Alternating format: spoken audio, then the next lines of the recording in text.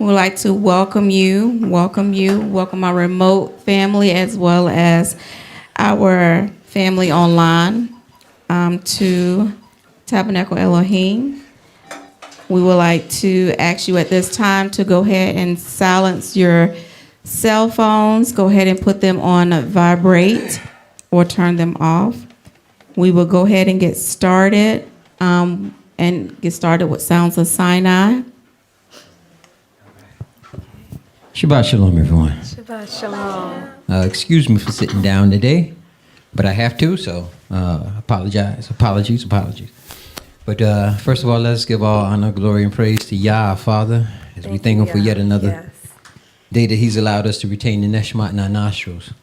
We thank and praise Him for the use of our limbs and members, and we thank and praise Him for allowing us to maintain a mind that desires to serve Him. With the sounds of Sinai of Tabernacle Elohim, and we come before you this morning to praise and lift up the name of Yah in song. So we encourage you to clap your hands, tap your feet, sing along with us, and help us lift up His holy name. Hallelujah. Hallelujah. All right.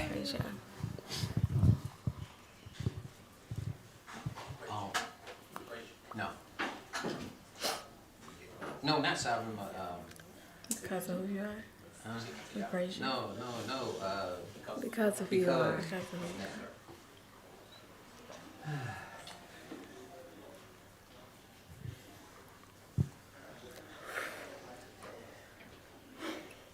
You got this.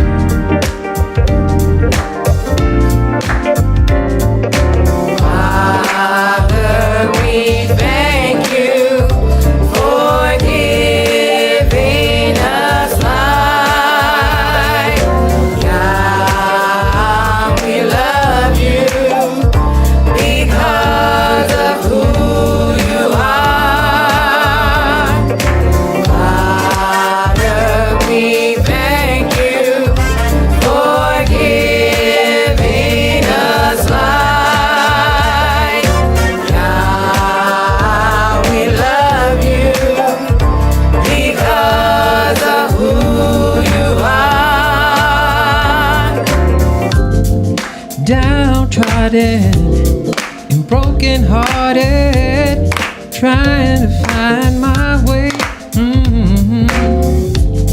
'Cause I was lost for so long, but today's a brand new day. Left forsaken, drowning slowly in a spiritual abyss. Misdirected and disconnected, dying a lonely death. Father, Yah, we thank you. Father, we thank you for giving us life. Father, Yah, we love you. Yes, we do. We love you because of who you are.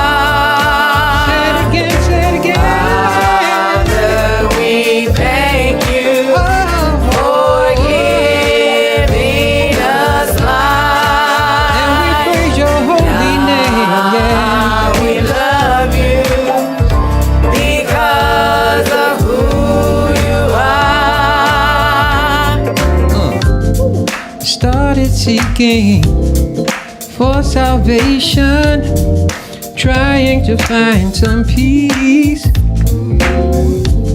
Now I'm truly blessed and highly favored. Yah revealed Himself to me. That's right. Purified and sanctified, yeah, in the anointed blood. Elohim, y'all. I've been redeemed. And now I'm walking in Yah's love. Father Yahweh, thank you. Father, we thank you Yes, we do. for giving us life. Father, we love you. We love you because of who you are. Sing it again.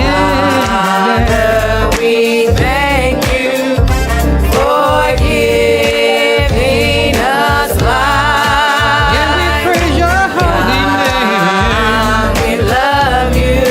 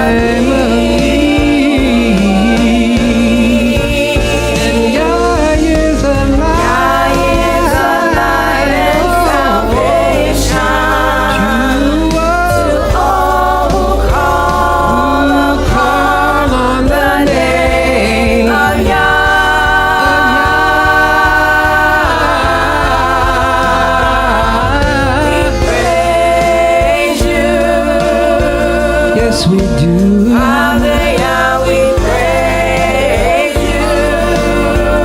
Praise you. Glorify you. Lift you up. The one, the only Elohim. The one and only Elohim. Thank you. Thank you, Yahweh. Yeah. Each and every one. There's none like you, for you are my everything. Oh, yeah, you are. You are my everything. You're my sunshine in the morning. You are my everything. The reason why I sing. You are my everything. You are my everything. You are my everything.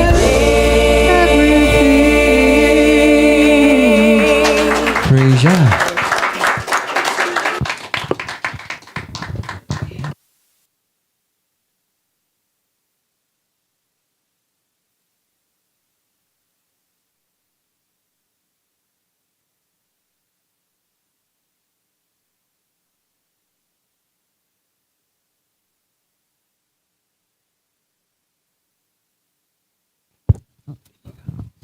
All right.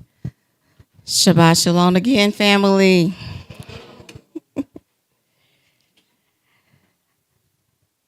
We'd like to welcome you all, our remote family, as well as our online family. Praise Yah for another day.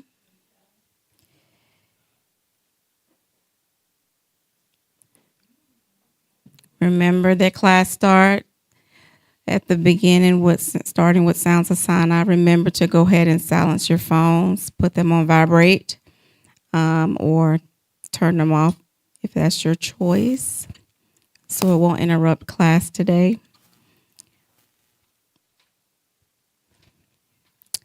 And we will get started with prayer with Brother Haziah.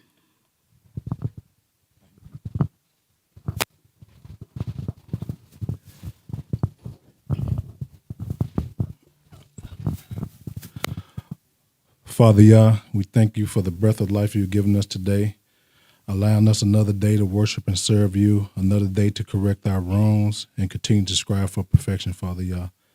Father Yah, we thank you for another Shabbat day, another day to come together and be edified by your word so that we may apply it and be the examples to the world that we are supposed to be, Father Yah. Father Yah, we ask for forgiveness for any sins we have committed against you, for only can a man sin against you, Father Yah.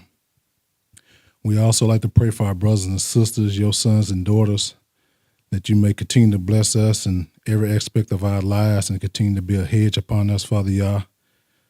We also like to pray for those who serve you intrinsically, Father Yah, that one day they may get to serve you in truth and righteousness and see how beautiful you are in your word, Father Yah. We also like to pray for our brothers and sisters who may be sick and ill amongst us, Father Yah. I pray that you heal them and make them whole, Father Yah, so they can return back to their posts. Father Yah, we'd like to pray for our teacher, our Moreh, Arya, that you continue to bless our brother in every aspect of his life and continue to give him the zeal to teach your people, Father Yah, and learn your ways. We also like to pray and thank you, Father Yah, for our Mashiach, our big brother, king, priest, teacher, our intercessor, Father Yah, the grace that you gave us to reconcile us back into you, Brother Yahshua, Father Yah. Father Yah, we pray for a good day today. We pray that everything goes well, that we have no issues. We pray for safe travel, Father Yah. And we ask these things in the name of your Son and the grace you have given unto us, Yahshua HaMashiach ben Dawid, name we pray. Amen.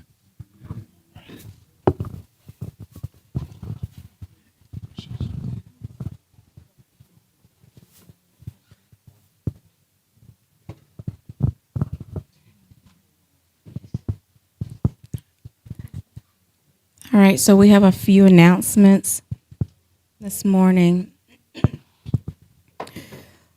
New Moons is Monday, April 9th at 7:30 p.m. DOV dues are due April 1st. You can choose to pay $7 a month or $84 for the year. You'll send to $NCCI DOV. Tabernacle cleanup is scheduled for Sunday, April 14th at 9 a.m.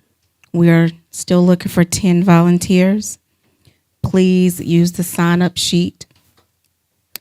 Today we will have a very important presentation on divorce and marriage that you may want to forward to your family members and friends. If you like what you are learning here at Tabernacle Elohim and would like to see us advance in this ministry, please find us on Facebook, YouTube, and Instagram at NCCI Charlotte. Like and subscribe and share and leave us a comment if you would like to hear from you. Our reader for today is Brother Yehochanan. And we will get started with our Tabernacle oracles.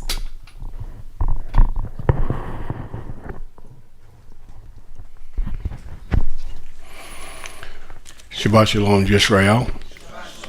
Tabernacle Oracles, Proverbs 28:9, 19-16, 13-13.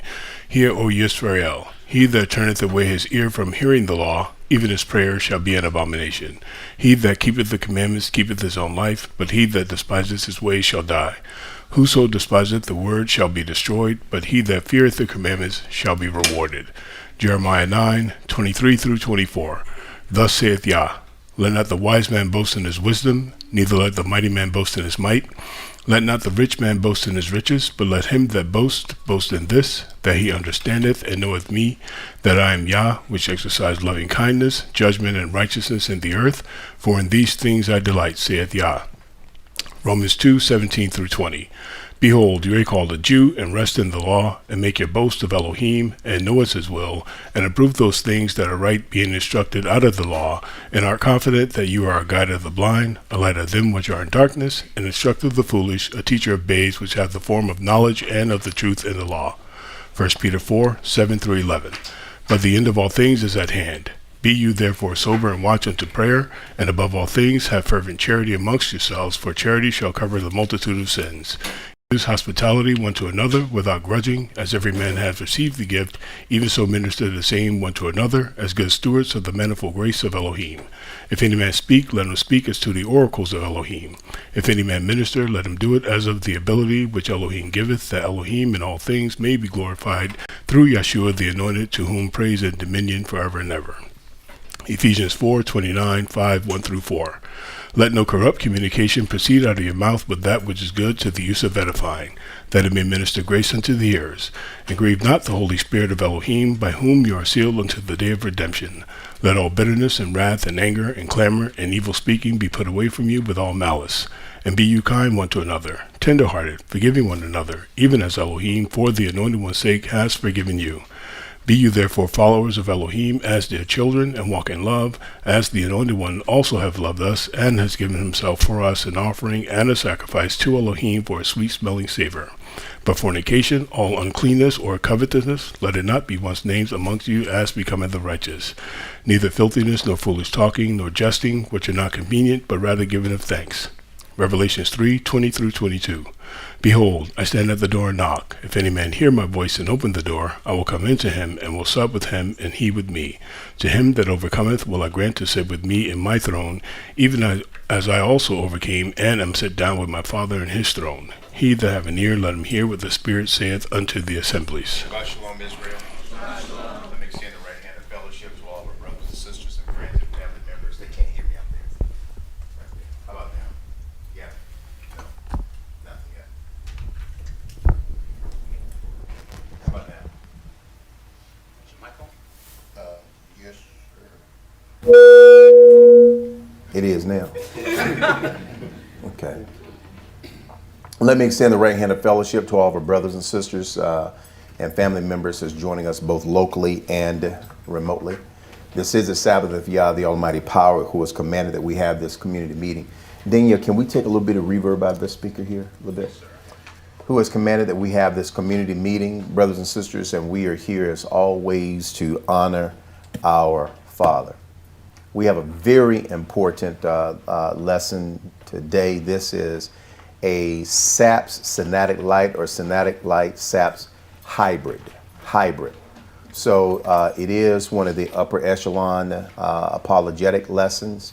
It is an extremely important lesson. I encourage you to pass it on to your friends, family members, share it on Facebook, YouTube, Instagram, write them a letter with the link, give them the address, give them my telephone number, whatever the case may be, because it is a very sensitive topic, controversial topic, sadly, a highly misunderstood argument within Hebraic bibliology that we want to rectify today.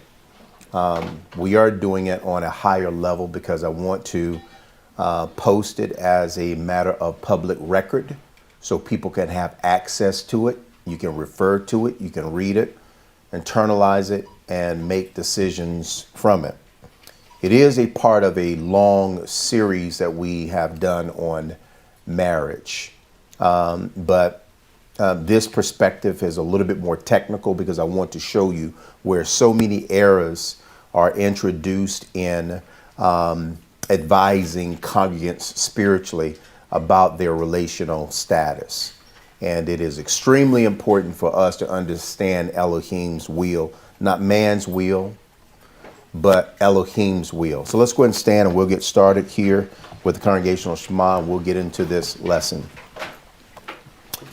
In Hebrew, we say Shema Yisrael, Yah Eloheinu, Yah Echad, Ve'ahavta et Yah Eloheka, V'kal Levavka, Uf B'kal, Nefeshka, Uf B'kal Mordecai, Ve'hayu, Harabarim, Ha'alei, Ashir, Anoki, Mesavka, Hayom Ad Levavka.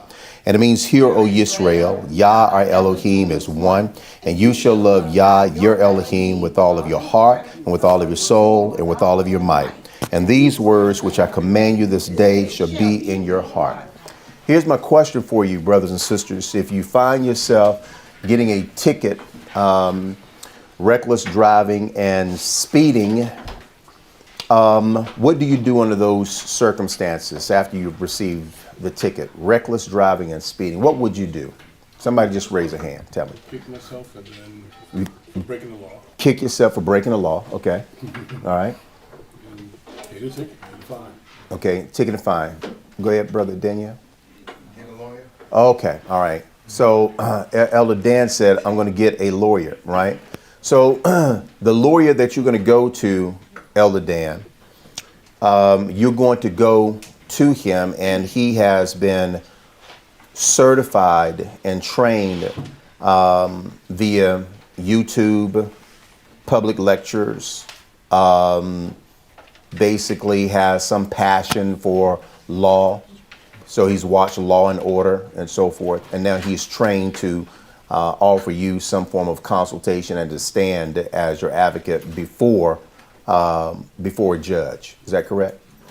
Okay. No, it's not correct. So what would you be looking for?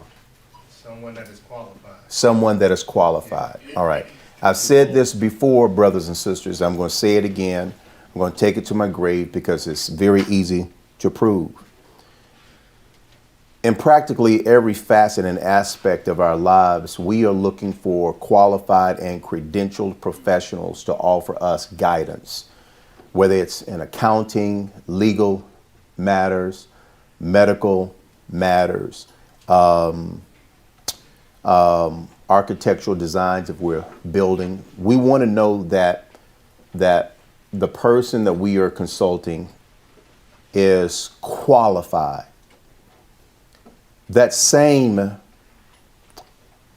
expectation is not found in theology. What qualifies a theologian to advise us and to counsel us right now is somebody who has a little bit of charisma and can recite the Bible. Theology, and most theologians, I didn't say all, most theologians are con artists. Now I'm going to take the ones who are in professional academia, I'm going to take them out of the matrix and metrics. They are judged by a different metrics. They operate in a different medium. So when I'm talking about the academicians, I'm looking specifically at scholars. They are paid scholars. They are credentialed. They have gone through the rigor of specializing in a particular topic, a particular subject, particular part of the book, etc. So I'm not talking about them. I'm really talking about pastoral theologians, people like myself who stand before the congregation to lead people through an expositional understanding of the Bible. The clear majority, the vast majority are fraudulent. You wouldn't know it because you're not scholars. You wouldn't know it because you're not expositors, and you're not exegetes, and you're not trained in the fundamentals of Hebraic bibliology. You wouldn't know it because we've been programmed to just accept that if a person is a pastor, a preacher, a minister, etc., we assume that they have been endowed with the Holy Spirit, some form of divine insight. They have been consecrated by the church, hired by the church, whatever, to lead you, to advise you rightly and righteously according to Elohim's word. I'm here to tell you that probably 80%, I'm just being generous, 80% of the time that is not the case. And I'm going to demonstrate that to you as we typically demonstrate this argument on every subject pertaining to the Bible. This subject here is life-changing. It has a direct impact on how you live your life, guilt or guilt-free, how you live your life in righteousness and truth and holiness, how you live your life in bondage or freedom. And most people's perspective pertaining to this topic that we're going to be dealing today, marriage, divorce, remarriage, people's understanding does not come from their understanding of reading the Bible, because you don't have the proper tools and resources. None of us have had this. To understand this topic scripturally, because it's so ambiguous due to its cultural ethos. What we're doing is we're trying to dig into the Hebraic culture, and we are some 2,000, 3,000 years removed from it. And so the plea that academics have, that scholars have, to become biblically acculturated falls typically upon deaf ears. People are not listening to that. And because of this, brothers and sisters, we make a lot of proclamations, declarations, we make a lot of statements, we advise, we counsel erroneously. It's error, packed with errors. So today what we're going to do is we're going to go through, like I said before, a hybrid SAPS lesson. We've infused it with Synodic Light. Synodic Light was designed to be very basic, very fundamental, but because every single month for me for the past 22 years teaching, I'm not including when I was just being, a Bible facilitator, but 22 years, I probably get or receive anywhere from 1 to 2 calls a month pertaining to relationships. Every month, never fails. And I think people are deploying wisdom because they want to understand what a relationship or marriage that is ordained by Elohim, what that looks like. We know what secular relationships and marriages look like because we've mastered that carnality and it's failed. So we're going to have a nice conversation today. I'm going to ask that you pay attention. I'm going to ask that you mothers retain this information, have access to this information, coach your daughters, counsel your daughters, even the fathers, such as Nehemiah, who comes in with 2 daughters, right? You would want to know this. Sisters, women, you would want to know this. And there is so much that you as women and sisters have been deprived of, intentionally and unintentionally. I don't believe in that at all. And because of this deprivation, it has placed you in a certain spiritual state where you feel marginalized, disenfranchised, you feel inadequate, you feel used and abused. And sometimes with some people that can engender a spirit of blasphemy, brothers and sisters. But I want to assure you that this does not come from the Creator. It comes from man. It comes from the clergy. It comes from people whom you've trusted. It comes from people who did not qualify for your trust. Let's go ahead and turn the lights off and we'll go ahead and get started, brothers and sisters. That little icon right here, can we get rid of that, Danielle?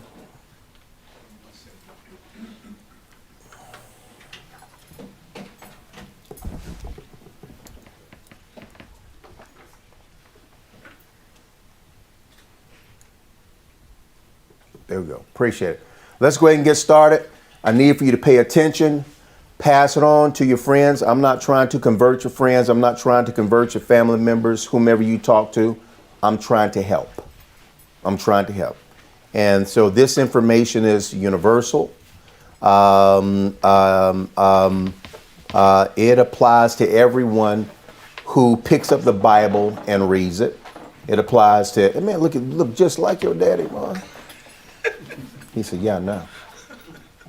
All right, here we go. Part 2 of a Synodic Light lesson. This is, I believe, lesson 18. So it's going to take you guys in Synodic Light about 17 weeks to get this because you just finished your first composition, which is praising Yah. Why? And so this is lesson 18. So you get a head start because it's so important. Objective. It appears that half of the people in the United States marry just to get a divorce. It's the appearance. If this is the case, then how does Yah feel about such practices? Are there salvific implications for entering a sanctified union ordained by Yah and dissolving it? Is it blasphemous to do so? This is to say, to dissolve one's marriage. The objective of this section is to answer these questions as well as to answer the question whether a woman can remarry after being divorced by her husband or after initiating the divorce. The clergy mostly argues that a divorced woman and man cannot remarry, that remarriage is only allowable after the death of a spouse. This thesis will test this proposition.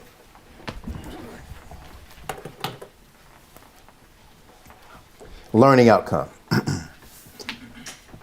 What do we hope to accomplish? What are we going to accomplish by the end of this meeting? This lesson seeks to answer the questions. Are there constitutional, biblical grounds for a woman to divorce her husband? We want to answer that question. Are there constitutional, biblical grounds for a man to divorce his wife besides adultery? 3, can a divorced woman remarry, or must she remain single for the rest of her life? We need an answer. What did a Hebraic marriage contract look like in Second Temple Judaism? And what were the responsibilities of both parties? When I was involved in officiating weddings, brothers and sisters, I wrote the congregants' marriage vows. I wrote it. And when we had the wedding ceremony, pagans would come up. These would be, the bride's friends and so forth. They would come up crying with the tissue and say, oh my God, those wedding vows were so beautiful. My God, where'd they get? Yeah, I wrote those vows. Where did you get it? I got the vows straight from the Bible. And you never heard of it before, right? Yeah. Yeah. Well, can you? Nope. Okay. Here we go. What did a Hebraic marriage contract look like in Second Temple Judaism? And what were the responsibilities of both parties? We're going to look at that because we want to go back home, y'all. We want to go back to our people. We want to go back to our Father. That's been the problem. We've got a lot to talk about. This is technical. Remember, it's a SAPS lesson. It's not a Sonatic Light lesson. This is a SAPS lesson. So it is technical. So I'm going to ask that you be patient with me, and I'm going to do my very best to break down some of the technical points here. I tried to do that in the lesson, but I think everybody's going to be okay. Here we go. 5. What role does Exodus 21:10 through 11 and Deuteronomy 24:1 through 4 play in divorce? We need an answer. What does Matthew 5:31 through 32 and 19:1 through 12 actually mean in respect to legitimizing or delegitimizing a divorce writ? These are the most commonly cited passages by the clergy to disallow a woman or man in divorcing their spouse. And so the passage is read, but again, I will argue that the passage is not understood by the clergymen who reads it to their congregants to say, you don't have grounds for a divorce. I'm going to challenge that. I'm going to show you why we're going to challenge it, brothers and sisters, and all of you are going to be trained in it today. What does Matthew 5:31 through 32 and 19:1 through 12 actually mean in respect to legitimizing or delegitimizing a divorce writ? This is to say, what does Yeshua mean when he says that whoever divorces his wife and marries another commits adultery, and whoever marries a divorced woman commits adultery? Aria, that's very plain. No, it's not. It's plain to you because of how you've been trained to read it. I'm going to show you how it's to be read, brothers and sisters, and you have to build up to that. Okay. 7. Finally, what is Paul's view on divorce based upon Yeshua's proclamation and the circumstances surrounding marriage to an apostate or pagan? I'm going to repeat this. Finally, what is Paul's view on divorce based upon Yeshua's proclamation and the circumstances surrounding marriage to an apostate or pagan? What time is it? 1:15? Okay. All right. Let's go ahead and get started. Part 2, the unlawful divorcee, SAPS hybrid. In the United States, one marriage ends every 36 seconds. These divorces are normally initiated by women 69% of the time, yielding an average divorce rate of 48 to 50%. That is, 1 out of 2 marriages will end in divorce. Hence, people are getting married just to get divorced. This statistic is exacerbated by the fact that remarriages, second remarriages, and third remarriages end in divorce 60 to 73% of the time, according to divorce.com. The question that this thesis seeks to ask is, what are the salvific implications of divorce and remarriages, since marriage is a union ordained and sanctified by Yah? Biblically, can one remarry after a divorce, whether you're male or female? Are there legitimate reasons to divorce where one's character is not impugned? Are there illegitimate reasons to divorce where one's character is not only impeached, but the act is condemned by Yah? One of the most sensitive topics in Hebraic bibliology and Neo-Christendom is the matter of marriage, divorce, and remarriage. I average 1 to 2 every single month. Most Neo-Christians teach that a divorced woman or man cannot remarry, that once they have become divorced, they must remain unmarried. The special case under consideration, however, is that of the woman being divorced by her husband without justification. And should she or can she remarry? Biblically, both she and the man she remarries have committed adultery and are committing adultery in perpetuity. This is to say, as long as they remain married, they are, in the eyes of Yah, adulterers and will be condemned at the judgment for violating a sacred union. Yet, the biblical passages that make this assertion are littered with a myriad of syntactical and exegetical problems. Exegetical problems, we're looking at how one exegetes properly interpret a passage. Syntax, we're looking at the grammatical wording. We're looking at the grammatical structure, right, of the sentence. Littered with problems. And you would want to go to your spiritual advisor to ask them the question, knowing that he or she is trained to provide you the proper response. Not a response that comes from tradition, not a response that comes from what I think, from what I feel, from what I believe. And you're hardly going to find that. And I'm just being honest. Here we go, brothers and sisters. Yet the biblical passages that make this assertion are littered with a myriad of syntactical and exegetical problems. These problems have existed since the formation of the Catholic and Protestant churches that began in Deuteronomy, working its way into Matthew, Mark, Luke, and Corinthians. So, the question that we have before us is, can a woman remarry after being divorced, whether she initiated it or not? Based upon prima facie evidence in Matthew 5:31 through 32 and Luke 16:18, a divorced woman or man cannot remarry. To do so is sin, punishable by condemnation. Again, based upon prima facie evidence at first glance, Matthew 5:31 through 32 and Luke 16:18 says no. There is no such thing as divorce unless adultery is involved.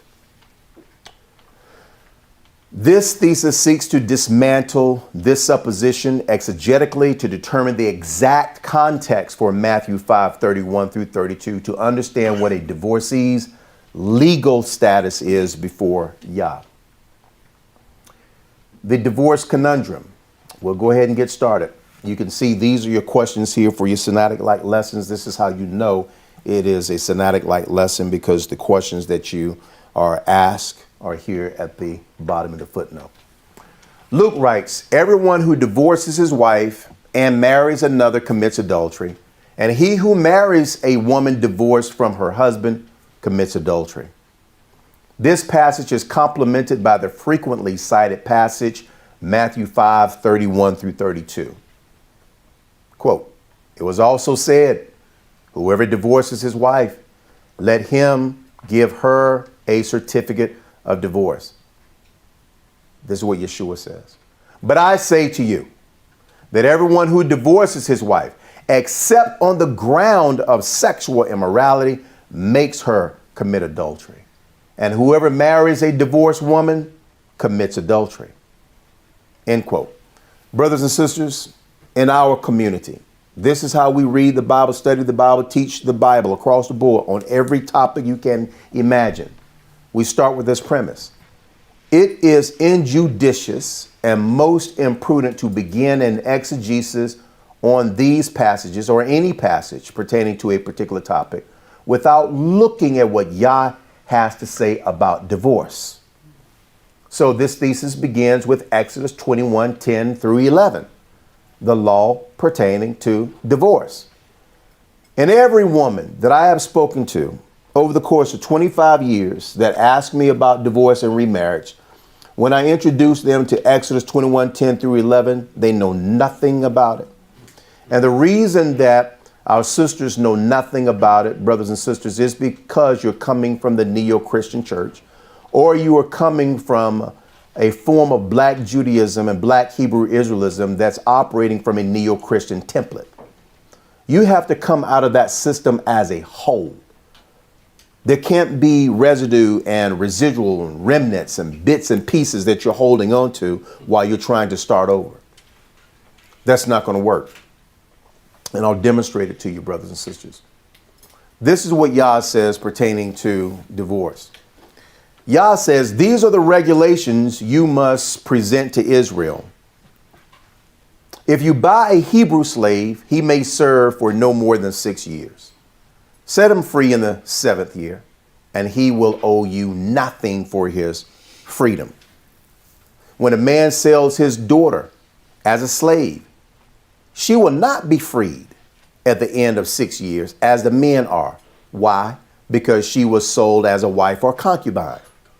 She stays. If she does not satisfy her owner, now this comes from Yah.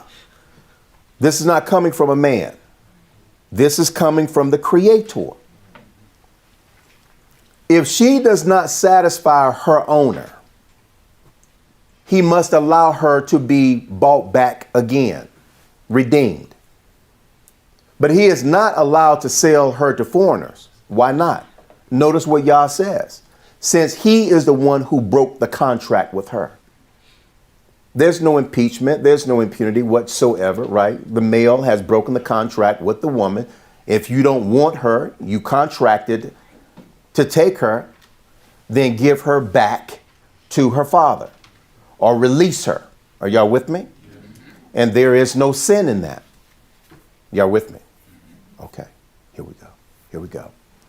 But if the slave's owner arranges for her to marry his son, he may no longer treat her as a slave, but as a daughter. Here's a divorce tenant, brothers and sisters. I would submit to you that all of this is a divorce tenant. It all depends on which aspect an expositor is building upon, and I'm going to demonstrate that to you. But here's the divorce tenant that we're going to read throughout marriage contracts. If a man who has married a slave wife takes another wife for himself, this comes from Elohim. Is everybody with me still? Are you comfortable? Okay. Yes, sir.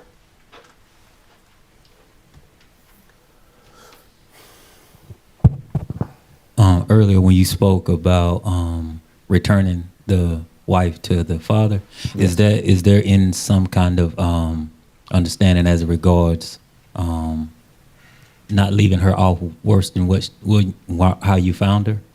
Like returning, like you restoring her to the state to which you was taken. Yes. Mhm. So you're not leaving her worse off than she was. Correct. Okay. Yes, sir. Yes, sir. Yes, sir. Divorce tenant. Pay very close attention. Please listen. Pass it on to your friends, family members. Even send it to your pastor and have him call me, 704-553-7625. Divorce tenant. If a man who has married a slave wife takes another wife for himself, he must not neglect the rights of the first wife to food, to clothing, and sexual intimacy. Elohim says, now, if he fails to provide the first wife because you have picked up a second wife, if you fail to provide your first wife with food, clothing, sexual intimacy, in any of these three obligations, Elohim says she may leave as a free woman without making any payment. In other words, refunding money for service or bride price. Because once again, you have failed to meet your obligations. It's not coming from Moses. It's not coming from man. This is coming from Yah. And one of the issues that we have is that when the clergy counsels and advise on divorce, they never consult Elohim. They always go to Jesus. And because you're not consulting Elohim first, you're not understanding what, and I'm saying this for effect, okay? You're not understanding what Jesus is talking about. You got no clue. You have to build up to Jesus' dissertation on marriage and divorce and remarriage. You just can't start with him, brothers and sisters. Here we go. The phrase sexual intimacy or marital rights in Hebrew, onatah, is often translated as conjugal rights or sex. Elohim wrote that in the contract. Moses didn't write that in the contract. Elohim wrote it in the contract. He wrote it for the benefit of the woman. Y'all with me? Yes. We're going to take our time because I want all my sisters to master this, to master it. I don't want somebody asking a sister a question about divorce. That's a good question. No, you should know. You should know. Look at this. The phrase sexual intimacy or marital rights, onatah, is often translated as conjugal rights or sex. A wife is due sex, conjugation, hanky-panky, whatever. That is written in the Sinaitic covenant. You can't take it out. Elohim says, I have given her that right. You with me? Okay, here we go. Yet the LXX, the Greek Old Testament, and I can appreciate this. The LXX, the Greek Old Testament, is what we call the Septuagint. The Septuagint was 70 scribes that translated the Proto-Masoretic text, is what we call the old version of the Hebrew scrolls. They translated it in the 3rd century or 4th century from Hebrew into Greek. So they're translating it in the Greek vernacular in a way that's going to make sense to our brothers and sisters who are no longer reading Hebrew, but are reading Greek. They want the Torah in now, not their language, but they want the Torah in their Greek language, from the mother tongue now into the occupier's tongue. Are y'all with me? Yeah. So let's see what happens. Yet the LXX, the Septuagint, broadens the meaning of onatah to mean autes homilion, from homilio, meaning to provide sexual intercourse, but also means to provide companionship, conversation, to talk, association, equating to friendship. So what the sages understood in the 3rd or 4th century when they translated the text, they're saying, okay, in Exodus 21:10, one of your responsibilities to your wife is to make her feel like she's a companion. It is to have such an intimate relationship where she senses and feels a friendship, where she feels comfortable in continual conversations and dialogue, to talk, association. She wants to talk. She wants to converse. Okay. This is how the sages understood it 300 years before the Messiah, and they translated onatah into homilion from Hebrew to Greek to make sure that we are really talking about affection, that the wife is due affection, that it's a lot more than just having sex. Hey, baby, drop them drawers. Yeah, it's a lot more than that. Are y'all with me? Okay, here we go. The post-exilic scribes understood Yah to state that a wife is endowed with the rights of affection, expressed through companionship, conversation, and sexual intimacy, thereby fulfilling her needs and desires as a woman and wife. Hence, this law, Exodus 21:10 through 11, becomes the grounds for divorce in the case of physical, emotional, and mental abuse, which was ordained by Yah at Sinai. It becomes the grounds for divorce due to marital neglect or marital malfeasance. We're talking about, let's just say, I'm going to withhold sex with malice, knowing that you need affection. I'm going to withhold affection out of malice. Elohim has given Eve a way out. What's a personal affront to me, brothers and sisters, is when, and I understand where it comes from, is when women say that the Bible is about the man. That The Bible is written by man. The Bible does this to women, does it? And people who say this know nothing about God. Nothing about God. And Evites, you don't really understand that you all are perhaps one of the most protected of Elohim's creatures constitutionally.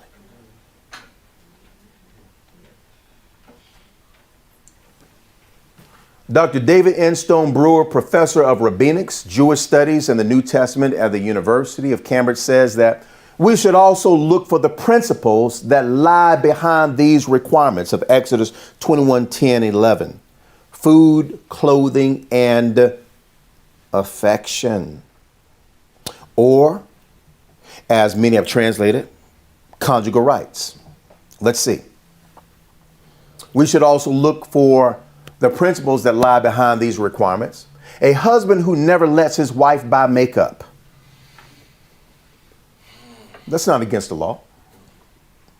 Women like to pamper themselves, want to cover up some blemishes. Women like to look beautiful. I mean, I grew up with little girls, cousins, and so forth, always in a little, mirror and everything, putting powder and stuff, and okay. Stuff is in the nature as far as I'm concerned. A husband who never lets his wife buy makeup, medical supplies, or occasional leisure items such as books or CDs has not, strictly speaking, by the letter of the law, neglected her food or clothing. Similarly, a man who makes love to his wife once a week, but never shows her any other kind of affection, could be said to fulfill his obligation to provide conjugal love. But it would be very legalistic to say that he was fulfilling her needs. The principle behind food and clothing can be called material support. And the principle behind conjugal love can be called physical affection. When neglect becomes positive harm, it turns into abuse. Neglect of material support becomes physical abuse, and neglect of physical affection turns into emotional abuse. Now, I present the thesis. I don't give my opinion. I present the thesis, and then we deconstruct the Bible to argue it. And we undergird it with specialists. So there is no such thing, that came from Aria. That's a very, very, very ignorant person, and I want to use another word, but I'm going to leave it with ignorant. Often within Hebraism, worshipers are looking through the scriptures to identify Yah's will as it relates to the circumstances one finds themselves in, and we should. In this case, women of antiquity found themselves in a marriage that was not constructive, productive, or beneficial due to various forms of neglect and abuse. So in an androcentric community, which simply means male-governed society, what is a woman's recourse if she is married to an abuser? One who abuses her mentally, physically, and emotionally by beating her, compromising her security through financial malfeasance and neglect, or verbally abusing her, causing mental and emotional trauma. This is a human being that was created in the image and likeness of Elohim. Males feel like they can marginalize, demean, and disenfranchise women without any form of repercussion. Women have an arbiter. Women have an adjudicator. He's called God, but his name is Yah. And if you have faith in him, then he is going to address all of the injustices and the inequities that man brings about in your union. He's going to do that. Look at this. One who abuses her mentally, physically, and emotionally by beating her, compromising her security through financial malfeasance and neglect, or verbally abusing her, causing mental and emotional trauma. Her recourse is the Torah, the law pertaining to the rights of a wife provided by Yah, providing she has not done anything to sever these rights, such as adultery or appearance of adultery, etc. You commit adultery, Your man owes you absolutely nothing. Not one thing. In other words, the Torah grants a woman the inalienable right by constitution to divorce her husband under the auspice of neglect and abuse. To support this premise, scholars have long understood that Jewish divorce law was predicated upon Exodus 21:10 through 11 and Deuteronomy 24:1 through 4. Although Yah established a society that would be governed by men, Yah did not create an unjust society, an inequitable society. Yah did not create a society where a woman did not have rights, because she too was created in the image and likeness of Elohim. Therefore, the woman was endowed with all the rights of human dignity, love, respect, consideration, compassion, and honor to be bestowed upon her by her husband. Brown and others observed that there was very little debate. Nobody debating it, brothers and sisters, until you get into neo-Christendom, where they don't know what to do. Even Martin Luther says, I can't even talk to you about divorce because I'm confused about it. All I can tell you is that this is what the Pope is doing, the bishop is doing, and, I'm concerned about XYZ. When you step outside of the Synodic framework, brothers and sisters, I can assure you, you are in a lot of trouble. A lot of trouble. And this is where the world is today, brothers and sisters. In a lot of trouble. Here we go. Brown says there was very little debate concerning the Exodus passage, which was understood as marriage obligations to provide food, clothing, and love. It is cited in early marriage certificates. Every ketubah, marriage contract that was written by a man as it relates to how he is going to sustain and provide and care for his wife was referenced by Exodus 21:10 through 11. That was the foundation. A sister ain't signing no marriage contract unless Exodus 21:10 through 11 is in it. Because she knows that this is what Elohim ordained and gave to her to protect her. Here we go.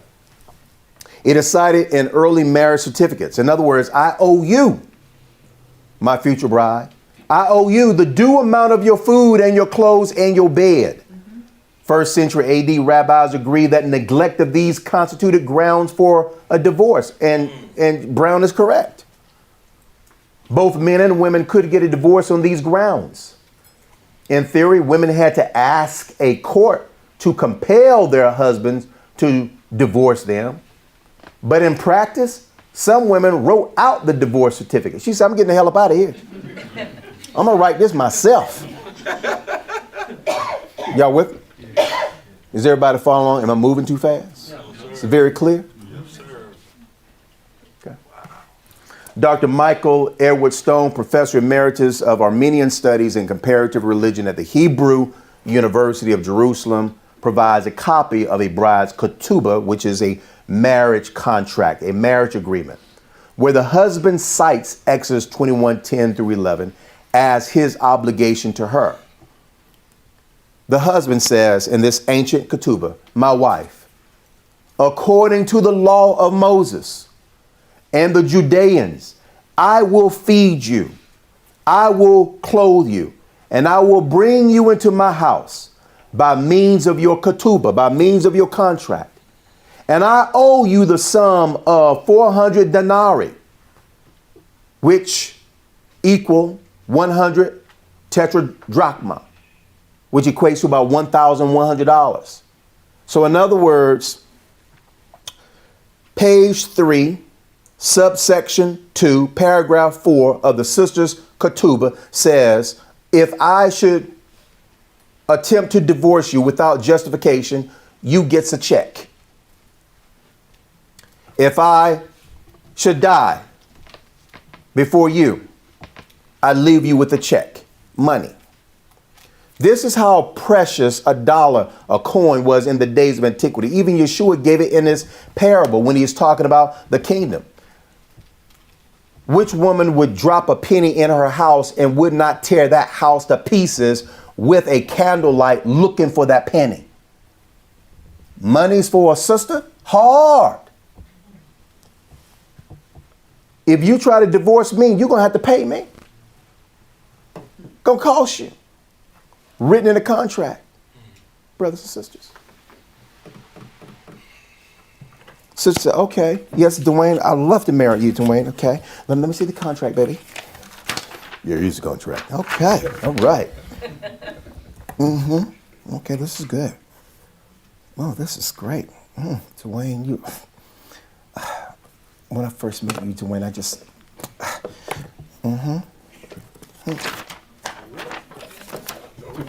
Hold on, boo-boo. What? There's no money. There's no bridal money here for my security. Oh, I ain't got it right now. Okay, well, when you do, let me know, okay?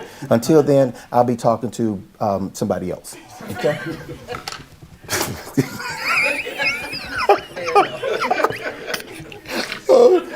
Because he said, you ain't going to leave me on the string. Okay, here we go, brothers and sisters. Okay. All right. So the brother says, whichever you wish to take, and together with the amount, with the due amount of your food and your clothes and your bed, provisions fitting for a free woman. He is citing Deuteronomy 21:10 through 11 because that's how all marriage contracts were written, right? A sister had rights. A court is going to enforce it, and I'm going to show it to you. It is a common misunderstanding in neo-Christendom that a woman cannot divorce her husband, or if a woman is divorced, she is unable to remarry. That is unbiblical. That's untrue. These assertions are patently false and emanate from a lack of Hebraic acculturation and an eisegesis of the Gospels. The consequences for not having the proper biblical understanding of divorce have led to guilt, women feeling guilty, despair, dysfunctional subsequent marriages because she is living and operating within that marriage in guilt, where one sadly takes a misunderstanding to the grave. She died in guilt because of what your pastor said to you. Pastor advised you. He's not even qualified to lead a congregation because he's not an exegete. But yet, these are the ones that's packed with members because they don't know how to read the Bible themselves. Here we go. Instone Brewer says that the rights named in this law are threefold. The right to food, to clothing, and to marital love. Marital love. Marital love. Not just sex, but love, affection, warmth, communication. The penalty, if these rights were not provided, is freedom. For a slave wife, this would mean her freedom from the marriage and also her emancipation from slavery without any payment. In other words, no money is returned to the master for the procurement of the girl. For a free wife or a husband, it would mean freedom from the marriage without payment or forfeiture of the ketubah, marriage contract vowing to meet the demands of Exodus 21:10 through 11, and financial settlement in the event of dissolution or death. Let's say $1,100. Monies were intended to deter divorce.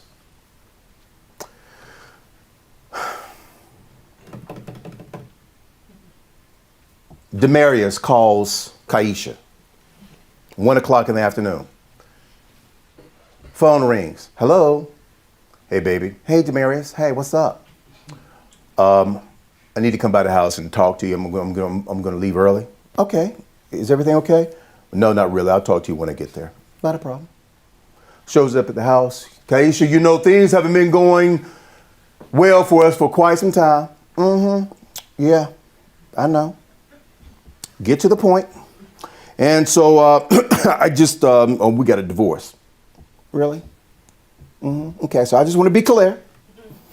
You want to divorce the mother of your 6 kids, the woman who cleans your house, cook your food, get your kids ready, put them on the bus at 6:45, 7 o'clock a.m., come back home, clean your house, as well as cut the grass since you work 2 full-time jobs. You want to come home and you want to divorce me. Not a problem. Let me go into my safe. Okay. Oh, yep, there it is, right here. Okay, baby, not a problem. Go right ahead. Just make sure that you pay me out. Since you wanted me so bad, remember you said that you would give me the moon, the stars, the sun, and everything, okay? And I said, okay, the moon, the stars, the sun, that's $126,000, okay? And that's what you have written here in my ketubah. What? Yes, look at it. $126,000 is what you said that you're going to give me if you were to divorce me unjustifiably. Where them dollars at? Where them dollars at? Okay? All right. Oh, yeah, I don't. Let me tell you something, Demarius. If you're going to call mama at 1 o'clock in the afternoon, waking me up from my beauty nap, you better be calling me to quote Proverbs chapter 31, a virtuous woman. You better be calling me to tell me how much you love me. But don't you ever call me and tell me you're going to divorce me. I ain't done nothing to deserve no divorce, Demarius.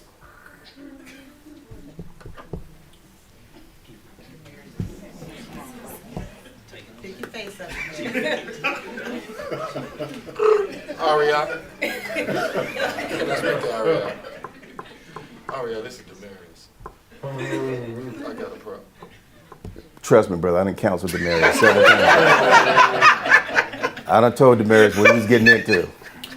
Yeah. Rabbinic literature are careful to point out that men and women have equal obligations and rights in these areas. Much of the Mishnaic discussions, this is the Mishnah, so this is Talmudic. These are where sages and rabbis are arguing and discussing the law. Much of this Mishnaic discussions about divorce was based on an exposition of Exodus 21:10 through 11, especially with regard to the grounds for divorce. Divorces brought by women to the court would almost always be based upon this text, Exodus 21:10 through 11. Men could also bring a case based on this text if they did not want to forfeit the ketubah and they could not prove adultery. But most men would bring a case based on the ground of any matter. And we'll be talking about any matter in a second. In Second Temple Judaism, the rabbis used Exodus 21:10 through 11 as a midrash ka'al v'chomir. You all should be trained in that, right? Light to heavy. To state that if a slave wife could be liberated from a marriage based upon neglect, then most assuredly Yah intends for every free woman to be liberated from an abusive marriage where the husband is intentionally and woefully negligent in his duties as a husband. As a husband, the man is responsible for his wife's, here we go, self-esteem. A husband is responsible for his wife's confidence. A husband is responsible for his wife's security. If she is not receiving this from her husband, then it is abuse. The inverse of what homilion is designed to foster in a marriage. In this law, Exodus 21:10 through 11, we find grounds that both pre-exilic, deductively, and post-exilic Jewish women use to terminate their unions with their husbands. Keener rightly states that Jewish marriage contracts stipulated a number of duties for the husband and a number for the wife. These contracts were not written in vain.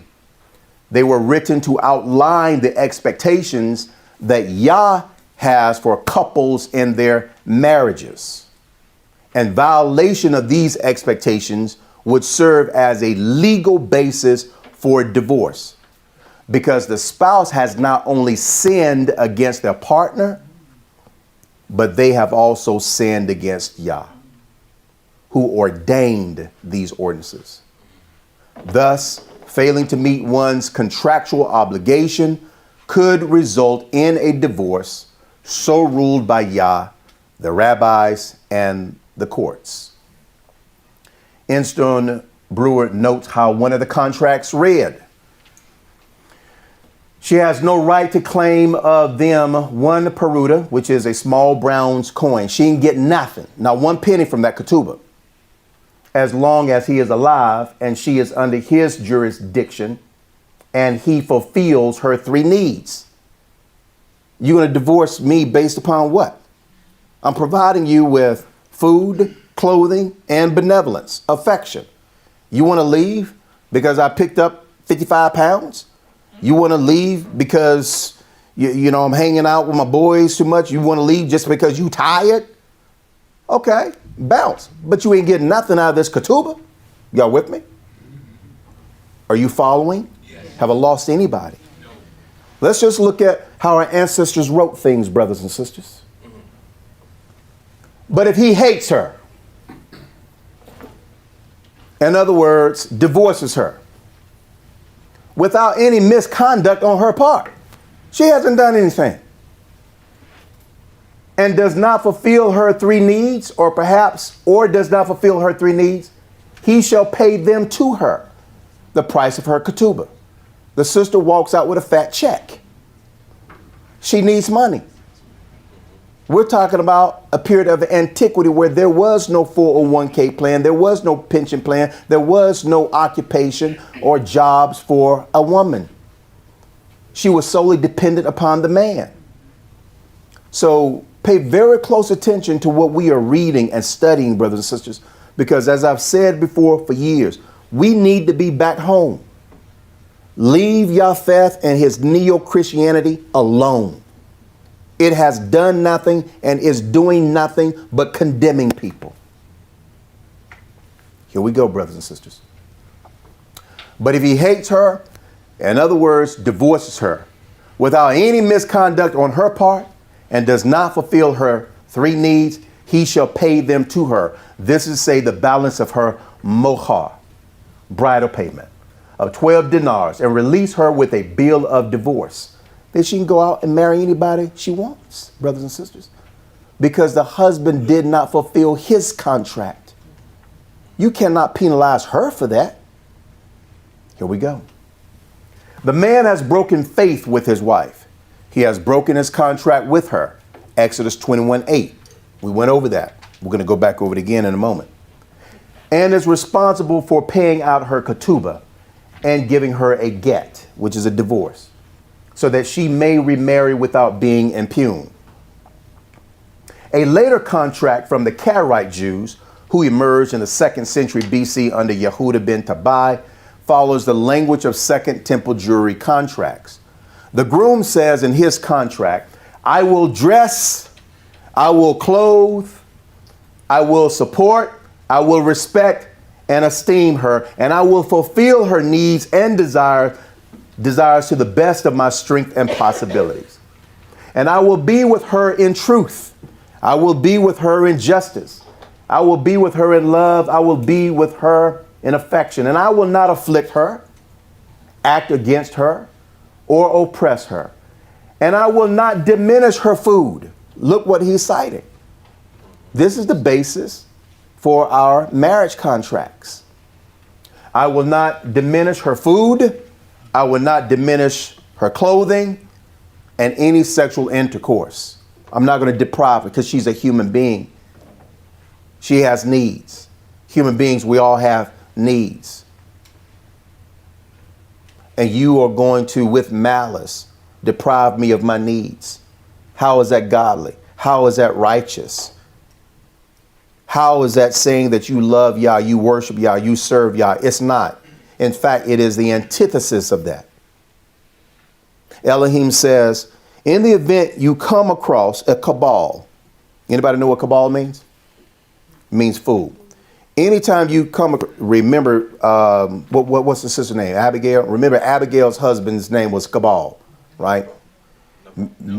I'm sorry, Nabal. I'm thinking about Mortal Kombat. It wasn't them characters on Mortal Kombat. Okay, so Nabal. I'm sorry.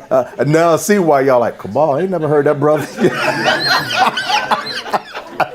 So yeah, I'll talk about Nabal.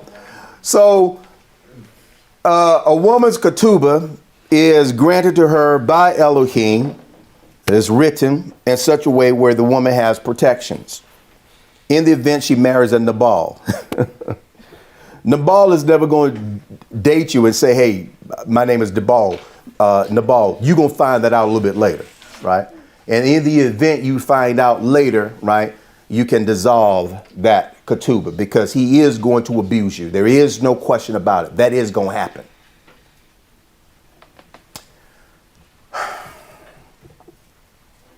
And I will be with her in truth, justice, love, and affection, and I will not afflict her, act against her, or oppress her. And I will not diminish her food, clothes, and sexual intercourse like the children of Israel who fed, support, dress, clothe, and esteem their pure wives, and do all they owe them in faithfulness and honesty. These are the contracts our ancestors were writing to their wives, brothers and sisters. Signed by the woman, signed by the man, witnessed by the father, by relatives. A communal document. Emanates from God, from the Creator. Look at this. The bride promises within her marital vows to be his wife and companion in purity, in holiness, and awe, to obey, to esteem, to respect, and help him, and to do in his house all that the pure daughters of Israel do in the house of their husbands, and to behave towards him in truth, justice, love, compassion, honesty, and faith, to be under his dominion, and to have her desire directed towards him. These are ancient contracts, brothers and sisters, that our ancestors here are writing. The question is, where does it come from? The bride's part of her marital contract was based upon Genesis 2:18. Yah Elohim said, it is not good for the man to be alone. I will make a helper suitable for him. She is acknowledging this in her contract, saying, I was created to help you, and I am going to fulfill that obligation. You will never have to worry about me hurting you. I am here to help you. Here we go. Where the woman was created to be the man's helper in all things, the bride vows to execute her divinely appointed role in this capacity, realizing that failing to do so is sin. And she knows that it's sin because she is saying that if I fail to provide you with help or the assistance and the support that you need to be viable and successful, I am sinning against God because this was the purpose or why I was created. And so that is acknowledged contractually. Y'all with me? Yes, sir. Here we go. The bride vows to execute her divinely appointed role in this capacity, realizing that failing to do so is sin. This is, say, against Yah's will. The bride also understands that she is to always be in awe of him, to respect and revere him. Phobia, to be under his dominion and to have her affections directed toward him alone. This part of her vow comes from Genesis 3:16. Your desire will be for your husband, and he will rule over you. In other words, he will have dominion over you. It is also a part of her vow that Paul mentions is due to her husband in Ephesians 5:33. So this appears in the New Testament, showing you congruency. This is how marital contracts were written. Look at this. Ephesians 5:33 says that a woman is to reverence,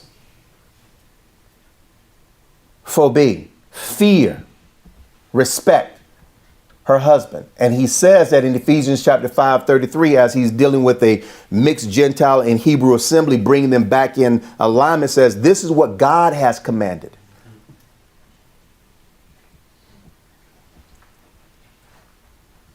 We watch television, and we have been for years.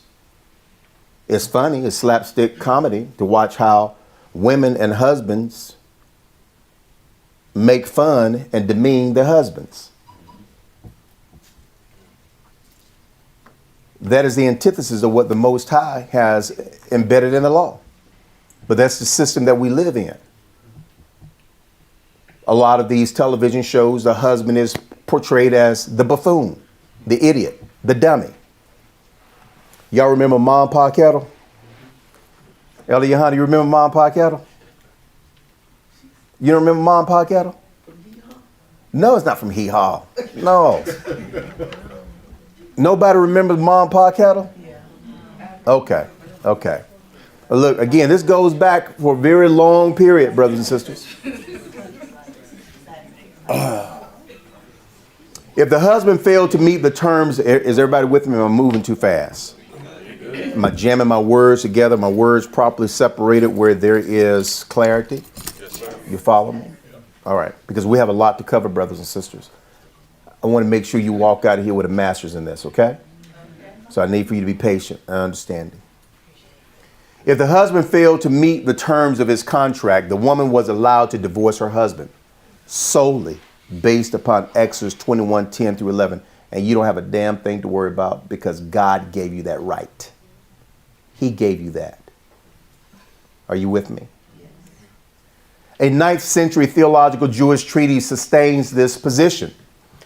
This treatise states, he who says, I refuse to feed and support my wife must be compelled to divorce her and pay her the full amount of her marriage contract, her ketubah.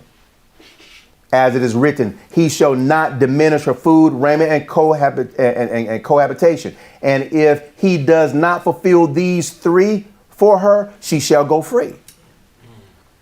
I'm not giving her no money. No clothes, no shaboinking. She ain't getting nothing. Well, then you have to let her go. Along with the money that's in that ketubah. We good? Is everybody with me? Yes, sir. Man. According to the law, a woman could divorce her husband for spousal neglect with impunity. It would not be until much later, 5th century, that the courts ruled that a man could divorce his wife under the auspice of Exodus 21:10 through 11. That is, if she was not cooking the food he provided, maintaining the clothes he not only purchased for his wife, but maintaining his and her refusal to engage in intercourse. The rabbinical clergy used Exodus 21:10 through 11 in defense of a man's marital rights, as well to establish balance and justice in one's union if the wife felt that she could be the beneficiary of this law without addressing the needs of her husband. Y'all with me? Yes, sir. It's good. It protects both parties. Protects both parties, yeah. Rabbis also argue for divorce if a woman violated her ordained role according to Genesis 2:15 and 3:16. We'll look at Sirach 24 through 26 a little bit later. Ann Nyland, professor of Greek, writes that both man and woman could divorce on the grounds given by Exodus 21:10 through 11, which says if a man marries another woman, he must provide. If he does not provide her with these three things, she is to go free. This traditional divorce was becoming rarer. So community is pulling away from what Yah has given. So we just need to see the transition, brothers and sisters. We kind of need to see how we got in this mess. This traditional divorce was becoming rarer by the start of the 1st century, being replaced by the any matter divorce, which was for men only, and popular as no grounds had to be shown and there was no court case. For an any matter divorce, the man simply had to write out a certificate of divorce and give it to his wife. By Yeshua's time, the any matter was the more popular form of divorce, but the rabbis were still arguing about the legalities of it. So we go from something that is absolute, concrete, to transitioning now to something that is ambiguous. And using the ambiguity of a biblical text as grounds to divorce my wife. See, we got a lot to talk about, brothers and sisters. I need for you to pay attention. And I need for you to master this, if you don't mind.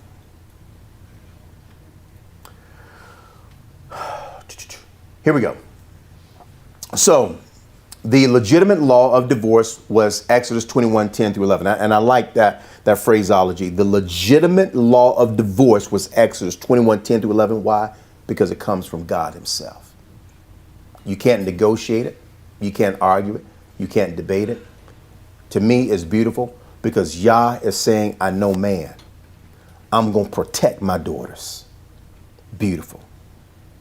When I read the Bible, study the Bible, have these lectures, these conversations, I have more and more and more appreciation and reverence for Elohim every single day. How just this deity is.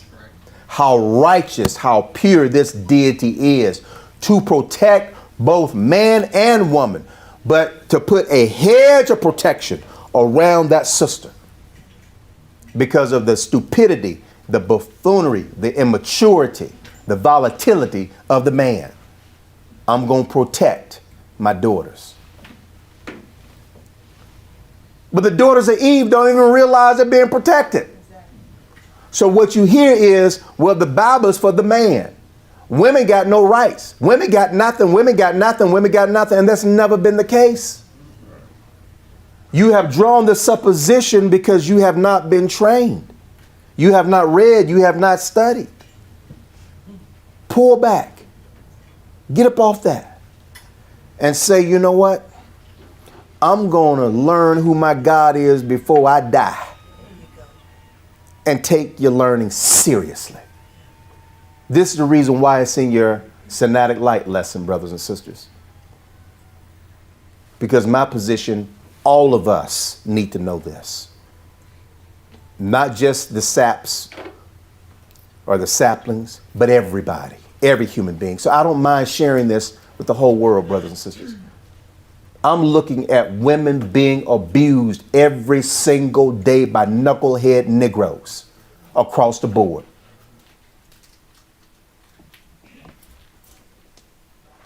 Here we go. So the legitimate law of divorce was Exodus 21:10 through 11, which gave a wife the legal right to divorce her husband if he did not fulfill his contract to her, which was ordained by Yah. The any matter divorce decree was presented by Moses to give the husband an advantage in marriage and divorce, or so they thought. Y'all ain't catch that. So they thought. Moses said we can get out of this marriage, dog, and so I'm bouncing. It's written up here in Deuteronomy 24:1 through 4. That's right. Write me a divorce writ, a get, and I'm going to get me another honey. And you think it's that simple. Let's see. Exodus 21:10 through 11 is the template used by both men and women for a legitimate divorce that was ordained by Yah to protect the woman in a marriage. Women exercise this right if they found themselves married to an abusive husband without their character being impugned. Later, issues surrounding divorce would emerge, and the catalyst for such controversy was a poor interpretation of Deuteronomy 24:1 through 4, which introduced the infamous any matter divorce decree. This divorce decree cascades into the doctrine of Second Temple Judaism on divorce, argued in the 1st century by Hillel the Elder, who took a liberal stance on divorce based upon his exegesis of Deuteronomy 24:1 through 4. His interpretation of the passage was radically different from his counterpart's interpretation, Shammai.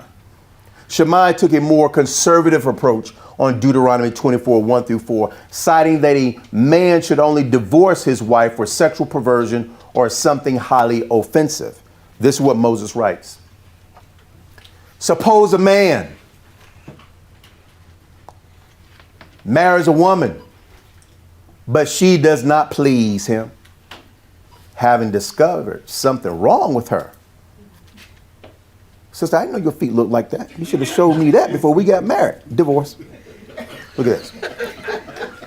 Having discovered something wrong with her, he writes her a letter of divorce, hands it to her, and sends her away from his house. When she leaves his house, she is free to marry another man. But if the second husband also turns against her and divorces her, or if he dies, the first husband may not marry her again, for she has been defiled. That would be detestable to Yah. You must not bring guilt upon the land Yah, your Elohim, has given you as a special possession. Everybody follow me? We're comfortable? We're okay. Okay. All right. Moses is stating that if a man finds something wrong with his wife, the man may present his argument to Moses, who will then write the man a divorce writ called a get. Once this get is given, the woman no longer belongs to the man. He is no longer liable for her well-being in any facet of her life. Her financial, material, housing, and conjugal needs have been terminated through the get.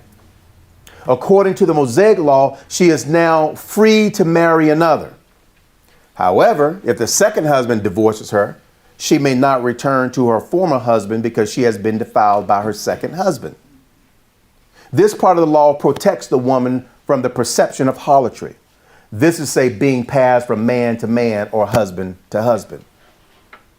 Hillel provided an interpretation of Moses' law that was extremely liberal, which became the basis for most divorces in the first century. No-fault divorces or spurious, questionable type divorces. Such liberal divorce decrees can be seen discourse in the Apocrypha, 2nd century BC. This is what Ecclesiasticus, this is what Brother Sirach wrote. Of the woman came the beginning of sin, and through her and because of her, we all got to die. Give the water no passage, neither a wicked woman liberty to God abroad. Here we go. If she go not as you wouldest have her, cut her off from your flesh and give her a bill of divorce and let her go. This is inspired by Hillel's interpretation of Deuteronomy 24, 1 through 4. This was not what Yah or Yeshua endorsed, but the decree derives from an interpretation of Deuteronomy 24, 1 through 4 with a baseline of Genesis 2, 18 and 3, 16 that the Pharisaical houses of Shammai and Hillel debated over. And it was just amazing to me. And I see it today. Nehemiah, groove with me, brother. Just groove with me. Elohim gives us everything in its absoluteness. But yet we pick out passages that are ambiguous or appear to be ambiguous to undermine the absoluteness of Elohim's word. That to me is wickedness. Why would you leave something very clear and jump on something that's ambiguous and paint yourself within a spiritual framework of righteousness under the auspice of ambiguity? That's really dumb. Makes no sense. But this is what the world does, brothers and sisters, and it has caused a lot of problems. What we're simply trying to do in our community is to make sure that those who are going to get married, such as Brother Kendall, get married today. That is all by heads. And those who were once married and found themselves in a divorce state, to truly understand what Elohim's will is. Okay? Is that okay? Yes, sir. All right, here we go. Shammai interpreted the text of Deuteronomy 24:1 in such a manner as to reach the conclusion that the husband could not divorce his wife except for cause, and that the cause must be sexual immorality. The cause of, or the house of Hillel, held that the husband need not assign any reason whatsoever. I'll go back and look at that again. Shammai, one of our Pharisees of the 2nd century BC, about 100 years before Christ or so, maybe, looked at Deuteronomy 24:1 in such a manner to reach the conclusion that the husband could not divorce his wife except for cause, and that the cause must be sexual perversion. The house of Hillel comes up. He holds that the husband need not assign any reason. Whatever. No reason. You don't need no reason. That any act on her part which displeased him entitled him to give her a bill of divorce. Y'all with me? Hillel divorce model would allow divorces on the grounds of, here we go, wife staying out at night without permission of husband. What's the result? Divorce. Y'all help me out. Divorce. Wife not cooking and cleaning and maintaining the house. Divorce. Wife associating with pagan friends against the will of the husband. Divorce. Wife lying to husband about her whereabouts. Divorce. Wife talks back, is argumentative and contentious. Divorce. Wife refuses to engage in erotic sexual activities.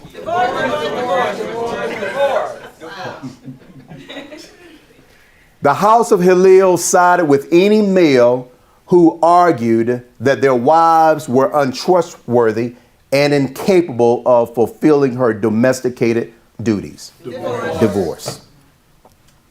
Some of these arguments seem palatable because living with a duplicitous, contentious woman may bring some form of harm to either spouse.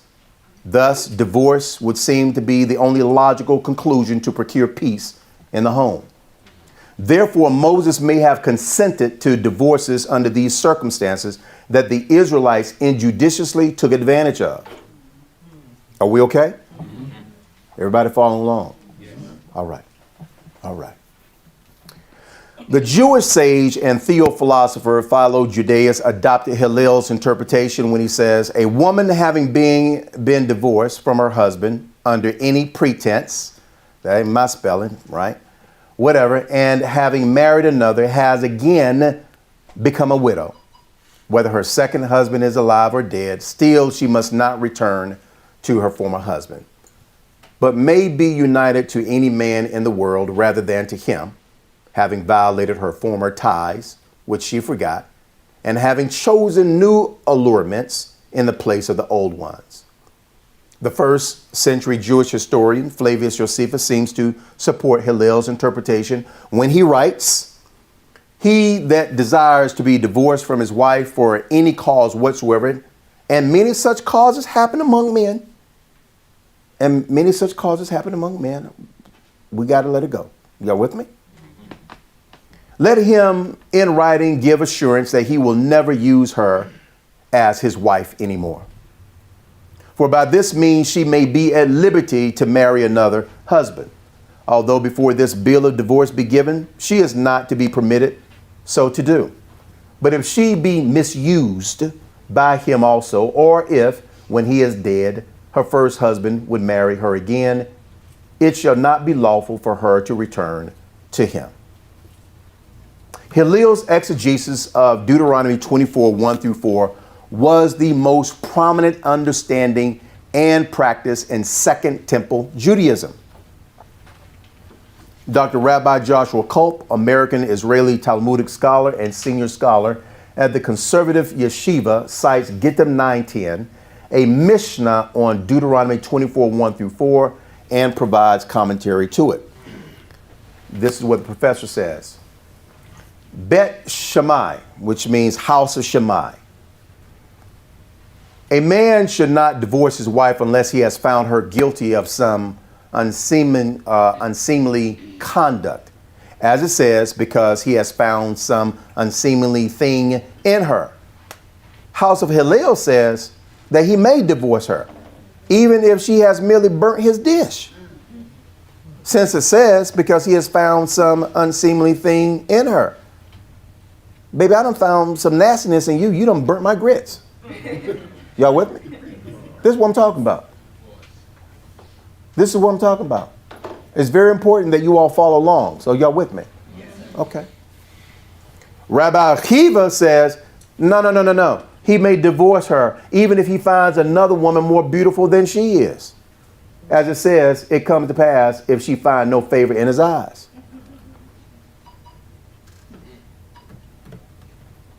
Baby, I remember when we first got together, boy, you were finer than wine. Now you look like an old dishcloth. You got to go. Are y'all with me? Hey, I ain't talking about nobody. I'm just saying this is how Akiva is reading the law. Are y'all with me? So what happens? You got to go. Divorce. Yeshua is having to contend with all of this, brothers and sisters. Exodus 21, 10, 11. No, that's lock solid. Deuteronomy 24, 1 through 4, anything goes. It depends on your rabbi. Shammai, if you are under Shammai's tutelage, if you are in his so-called camp and you go to him to sign a divorce writ, he's going to ask you, okay, she committed some act of sexual perversion. No, I'm just getting tired of coming home, man, and seeing the bed not made up. I told her, look, my mama made up my bed every single day. Now I married you. Now you're going to have to make up my bed too. Now this has been the third week. I've come home. My bed ain't been made up. Now she got to go. Shammai's going to say, you know what? You better step up out of here, man, before I rearrange your teeth. See, that's what Shammai's going to say. Hillel's going to say, not a problem. Go ahead and get your bed. All right. And the cause is bed not made up. Okay. Get it. Boom. Are y'all with me? Yes. Yeshua is going to have to contend with that because that's under any matter. Yeah.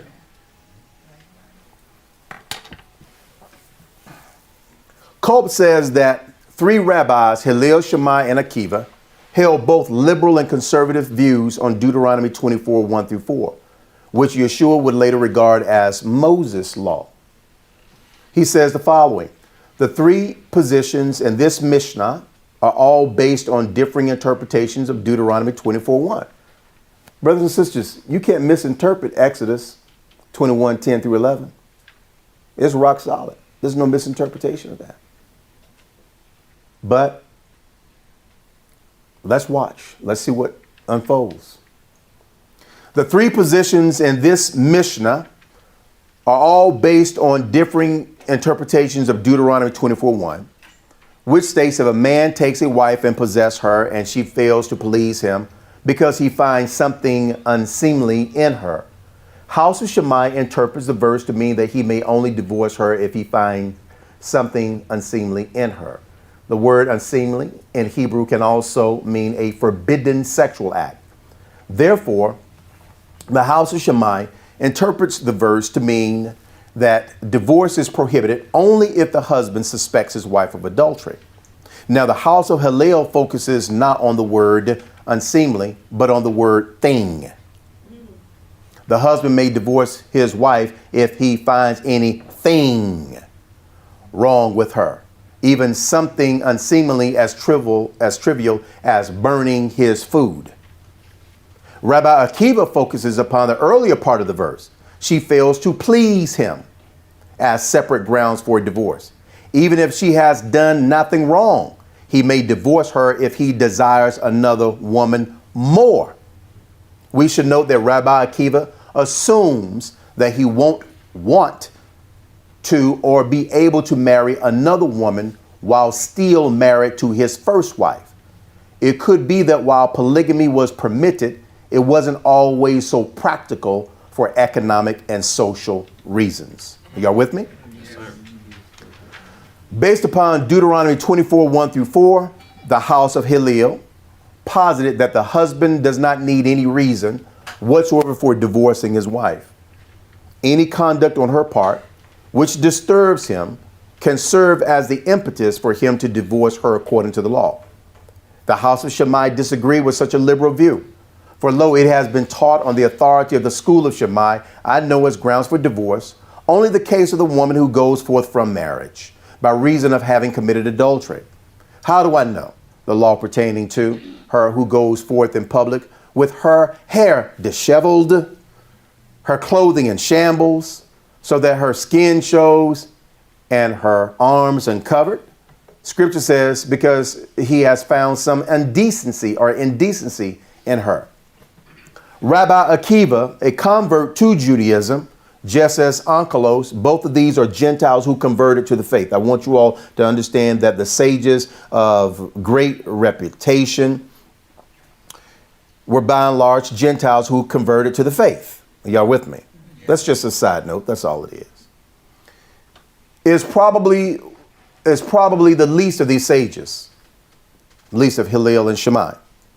As a leader of the Tannaim simply means repeaters and teachers of the law, which emerged from 1 to 200 AD in the first century. His exegesis of the law was highly respected and embraced by many within Judaism. Yet both Hillel's and Shammai's interpretation of Moses' law would be scrutinized by a new sage, the Messiah, Yehoshua ben Dawid. And we're going to get to him in a moment. Messianic view of any matter divorce, Deuteronomy 24, 1 through 4.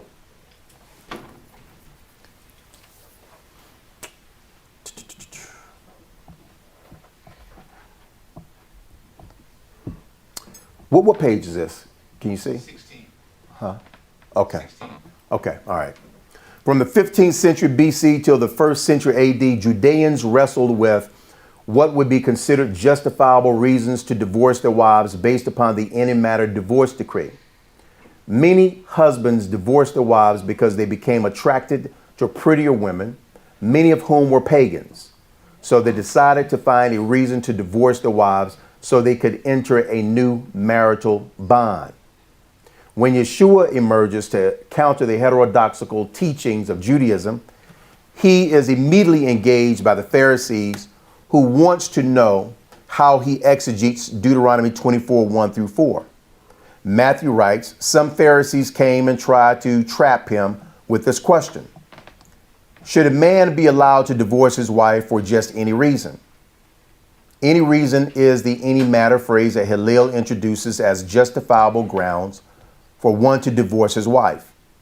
Nyland says that the rabbis were asking Yeshua about his interpretation of Deuteronomy 24:1. The any matter is a technical term from Jewish divorce law, a form of divorce which was introduced by the Rabbi Hillel. The disciples of Shammai were particularly opposed to it.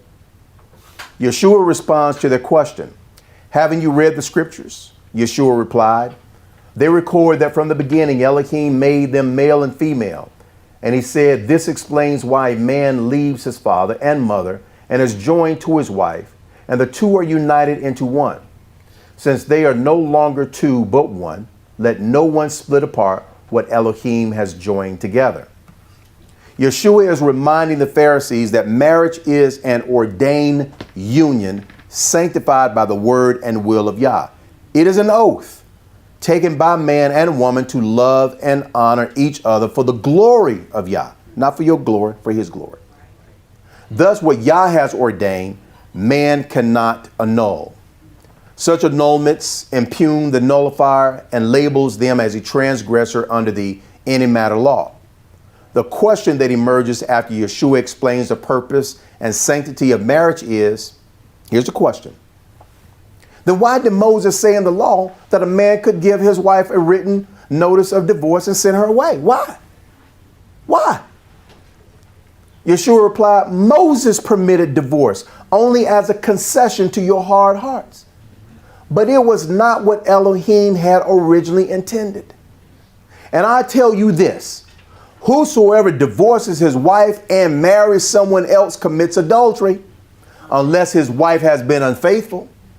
Yeshua's disciples then said to him, if this is the case, it is better not to marry.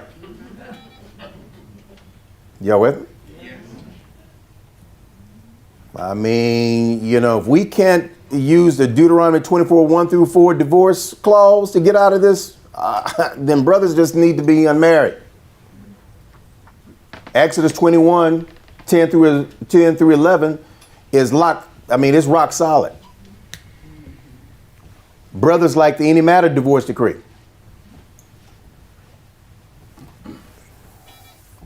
Yeshua challenges the constitutionality, spirituality, and inspiration of Moses' law.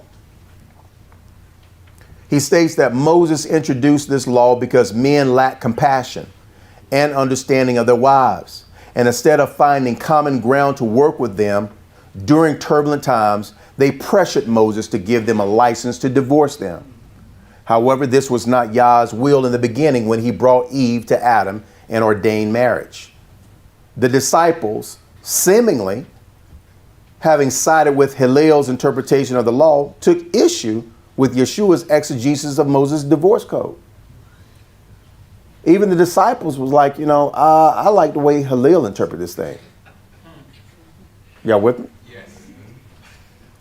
The disciples and Pharisees saw at this juncture the revocation of the any matter divorce decree introduced by Moses, not Yah, and that they were now stuck with their wives with no way out, except for the Sinaitic code in Exodus 21, 10 through 11, which only grants divorces on the grounds of neglect and abuse.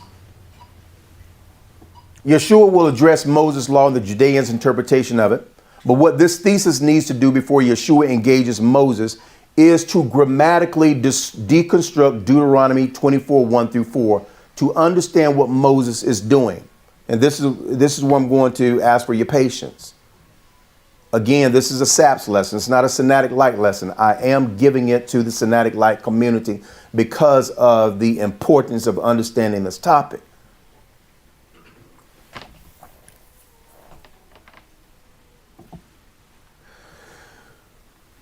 Yeshua will address Moses' law and the Judeans' interpretation of it. But what this thesis needs to do before Yeshua engages Moses is to grammatically deconstruct Deuteronomy 24, 1 through 4. Moses did something that was real funky in this law.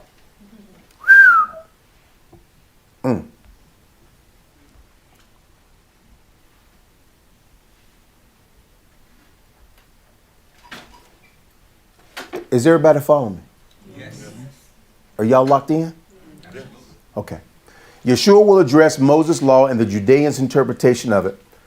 But what this thesis needs to do before Yeshua engages Moses is to grammatically deconstruct Deuteronomy 24, 1 through 4 to understand what Moses is doing.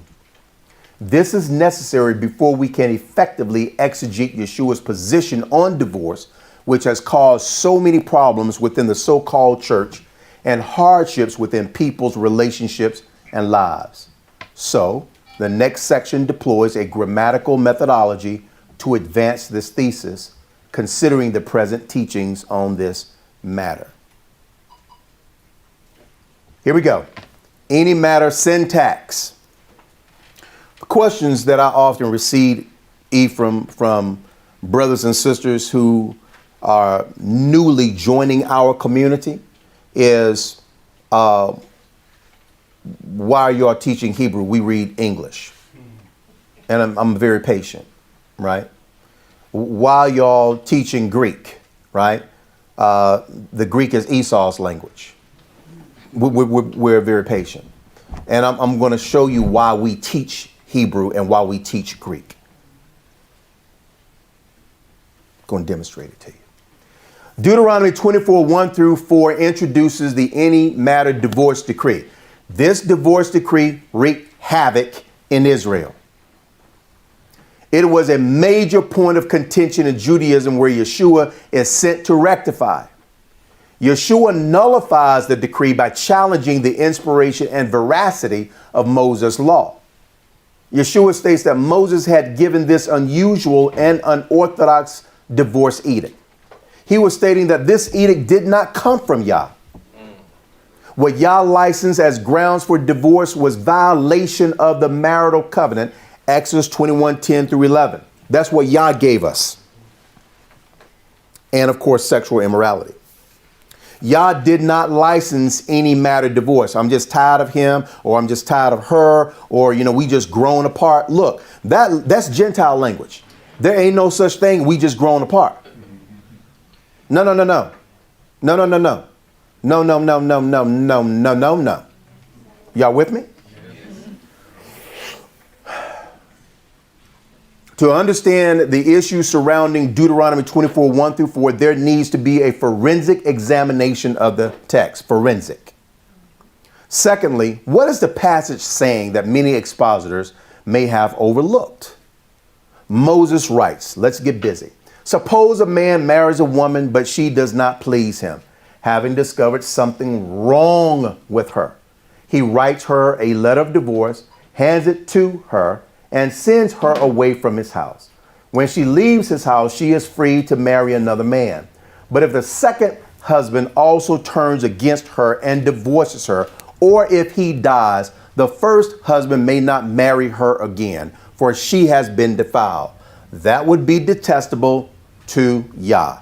You must not bring guilt upon the land Yah, your Elohim, is giving you as a special possession. Dr. Eugene Merrill, professor of Old Testament studies at Dallas Theological Seminary, writes, the major difficulty in the passage at hand is that the point of contention is described not explicitly as adultery, like implicit, implied, is not explicit, but erwat debar, Hebrew, something indecent about her, literally the nakedness of a thing. The noun erwa bears the meaning of both the nakedness or pudenda.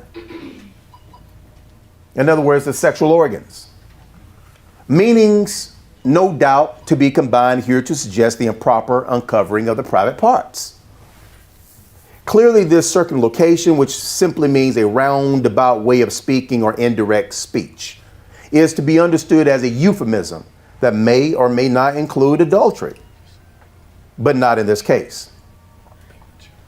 Merle cannot say unequivocally, brothers and sisters, whether Moses means adultery or not. Merle is ambivalent because the penalty for adultery is death, not divorce. Therefore, Moses is speaking about something broad rather than adultery. Thus, the exact meaning of the indecency is not clearly defined in this text. Dr. Renee Gehring, president of Bogenhofen Seminary, understands Moses' statement to be something unclean, erwat debar, to address sexual misconduct or indecent exposure. Could be understood to mean that a wife, here we go, could be. It could mean, erwat debar, could be, that a wife improperly uncovers herself without physical contact of her sexual body parts with those of another person. Checking off her clothes, running on the beach naked, right? He's like, hold on, Demarius, I just saw your wife, man. We was at, Hilton Head, man, and she was streaking. My wife? Yeah, bro. Okay, so maybe or what debar is that? And so when she gets home, there's a divorce writ. Sit on the table. Oh, you got to sign that. Why? Were you at Hilton Head Beach, running on the beach naked? Yes, divorce. Here we go. Not covering her arms. That's a sore point with Sister Sania. You sisters coming here with your shoulders and everything hang out. So, oh, God, okay. You need to put a sweater, cover yourself. Not covering her arms or even head. Because remember, a woman's hair is a glory. So covering of the hair. Man says, you walking around here and your hair is not covered, divorce. You're showing your shoulders, you're showing your arms, divorce. They're trying to interpret erwat debar. Moses gave this. Don't have to interpret. Exodus 21, 10 through 11. It's clear. Now we go into something ambiguous. And it's mighty interesting how all the males in Israel says, yeah, we want to use Deuteronomy chapter 24, verse 1 through 4. Why not use Exodus 21, 10 through 11? I want to use it. I want to use something ambiguous. Here we go, y'all. not covering her arms or head in public, or bathing in the presence of one or more adult males other than her husband, or improper conduct with a man other than her husband. Could be kissing him, allowing him to fondle her, acting in a lewd or sexually suggestive manner, or otherwise flirting, thereby tempting him to covet her. Just a clear violation. This is one of the reasons why you didn't see men talking to married women in the community unless they were family, to avoid the perception of misconduct. Everybody with me? Following along? Here we go. What further complicates the matter is that the same word, arwat, is used in Deuteronomy 23:14 to denote something that is unclean and indecent, thereby expanding its normal usage from nakedness. That's why it's so ambiguous. And that's why brothers loved it, to get rid of their wives. Yeshua understands Deuteronomy 24:1-4 to be a decree from Moses that was given in ambiguity, which afforded men the opportunity to divorce their wives for any reason. Thus, any matter, divorce. The Judeans asked Yeshua, then why did Moses say in the law that a man could give his wife a written notice of divorce and send her away? Yeshua replied, Moses permitted divorce only as a concession to your hard hearts. But it was not what Elohim had originally intended. You worried the hell out of Moses about dumping your wives. But what we're going to see is that Moses set everybody up. And we're going to read it. Moses permitted divorce only as a concession to your hard hearts, but it was not what Elohim had originally intended. And I tell you this, whosoever divorces his wife and marries someone else commits adultery unless his wife has been unfaithful. Merrill goes on to say that the legislation here neither commands nor condones divorce in general, but only regulates its practice for ancient Israel. Yeshua, in fact, cited this text and restricted its application to divorce only for reasons for marital unfaithfulness, porneia. It is important to note also that the exception clause in Matthew 19 follows Yeshua's teaching that the ideal is no divorce at all. Everybody agree with that, right? I mean, you got married, right, because you found a head in a male, you found a helpmeet in a female, now to death do you part. There's no such thing as we just grew apart. No. That comes from the devil. Don't come from Elohim. Here we go, y'all. This use of our text by Yeshua, this is still Merle. This use of our text by Yeshua suggests that in his view, the something indecent had to do with marital unfaithfulness, specifically adultery. For this is the only exception Yeshua allowed, and apparently the only one he addressed in his use of the Deuteronomy stipulation. End quote. Merrill's supposition seems out of place to me when the context of Moses' permission to divorce is discourse. If the Jews knew Moses' permissive decree associated Irwat Debar with adultery, then this should not have been a point of contention between Yeshua and the Jews. Yeshua does not understand Moses' permission for divorce to be associated with adultery alone. It is one of the indecent things that could be called upon to justify divorce. But the phrase Irwat Debar, something indecent about her, suggests a range of subjective meanings. Regardless of how Pharisees, Jews, and Moses' law was interpreted, Yeshua is reminding the Jews that adultery is the only cause for divorce, certainly one of the acts applied in the Sinaitic legislation.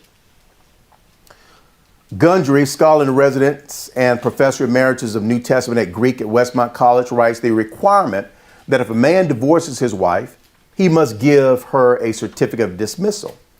This requirement had the purposes of protecting her from a false accusation. She got a piece of paper saying, I am divorced, it's been signed and everything, so I'm not cheating on my husband, betraying my husband, I have been divorced. Got a piece of paper. Furthermore, the permission of divorce in Deuteronomy 24:4 arose as a sidelight to the main point of the passage, which was to prohibit a man's remarrying a woman who had divorced and whom another man had then married only to divorce her or die and leave her a widow. In fact, the second marriage of a woman is said to defile her. We're gonna challenge that, so to speak. Gundry's supposition is only partly sustained syntactically. The objective of this thesis is to understand what Yeshua is interpreting within Moses' law, which causes him to reject it. Geary notes how Deuteronomy's syntax plays a critical role in the condition the woman finds herself in during divorce, which will have a direct impact on how Yeshua argues Moses' divorce code. This is what Gearing writes. It is important. It is very important. Everybody who is in Tabernacle Elohim, local and remote, let's make sure we pay attention. It is very important to notice that it is not the woman who defiles herself by marrying another husband after the expulsion by the former. A more exact translation of the phrase, she has been defiled, would be, has been caused to defile herself, in the Hapal form. Not the woman and not her second husband are the cause of the defilement, but the ultimate cause, implicit in this rare grammatical form, must be the first husband. It's rare because Moses is setting the brothers up.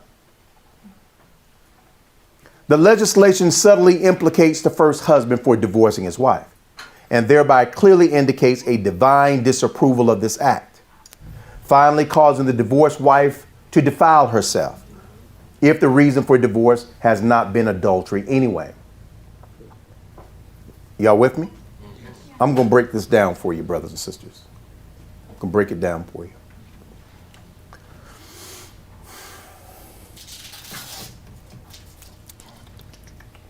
Gearing's syntax proposal is fascinating and draws allusions to Yeshua's statement. But I say that a man who divorces his wife unless she has been unfaithful causes her to commit adultery. Pay attention to that statement. And anyone who marries a divorced woman also commits adultery. Gearing uses the Hapa'al stem to reflect a change in one's condition induced by another. In this case, the woman's husband. In other words, the woman has not defiled herself, Hithpael stem, but her husband has caused her to become defiled, Hophal stem. Gearing uses Hapal for Hophal. Now, for those of you, Ephraim, did you teach the stems in Hebrew? Right, okay, so in SAPS, you learn the stems. This is the reason why this is a SAPS lesson, right? So Synaptic Light, you guys didn't learn stems.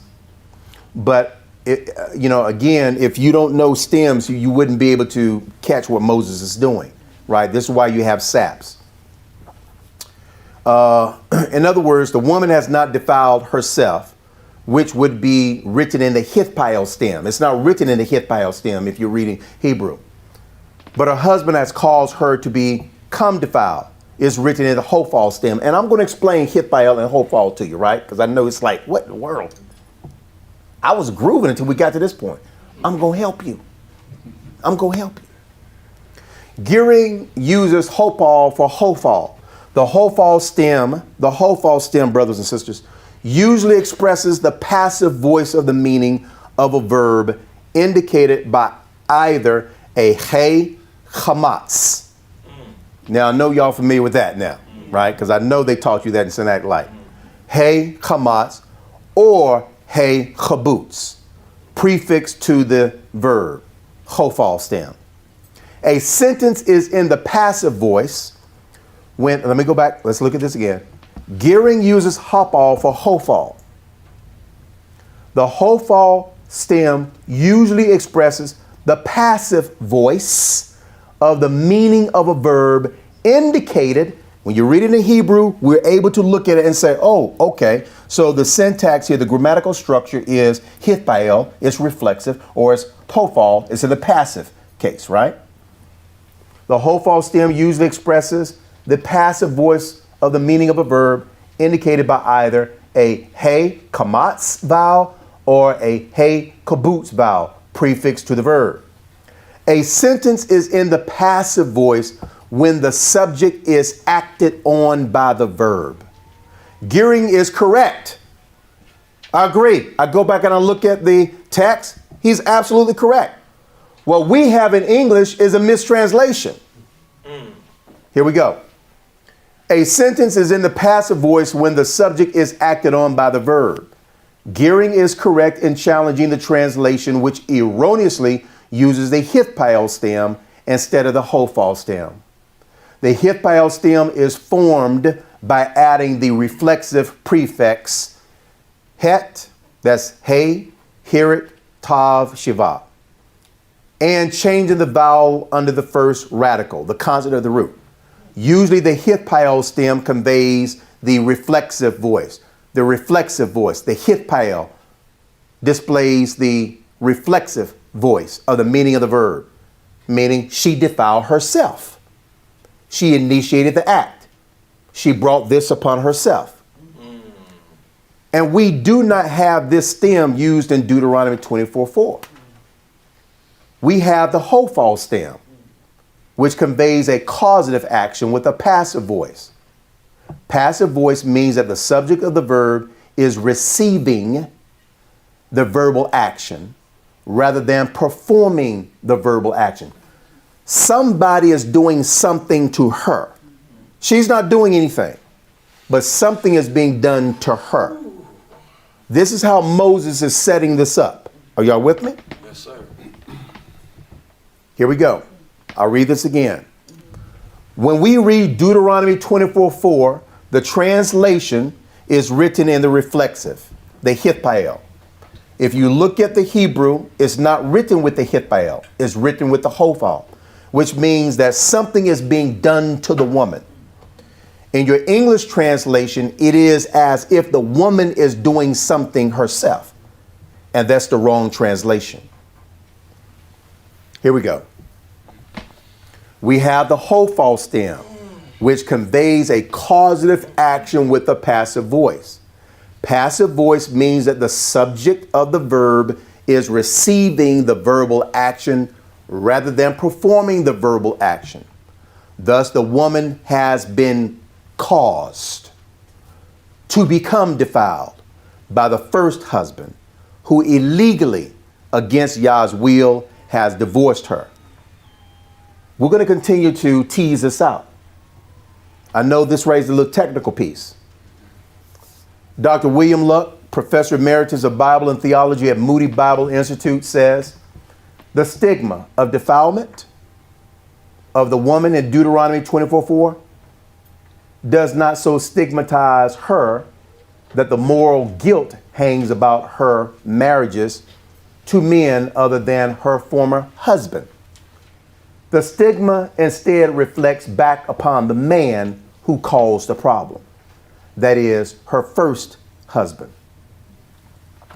Therefore, as Gearing and Luck conclude syntactically, the crime is not upon the woman, but the man who unjustifiably divorced her. This is the reason Moses states that if the second husband divorces her, she cannot return to her first husband because she has been defiled by her second husband, here we go, which was orchestrated by the first husband. In other words, the first husband carries the guilt of an unjustified divorce, not the woman. What this analysis posits is that a woman divorced under the any matter divorce decree is not in sin if she remarries, because she has not initiated the act of adultery. The woman is responding to an unjust act committed against her by her husband, who has forced her to seek security and stability from another man. In this primitive era, women depended on the male for financial security and protection, which was removed by a divorce. Optically, the woman appears as an adulteress.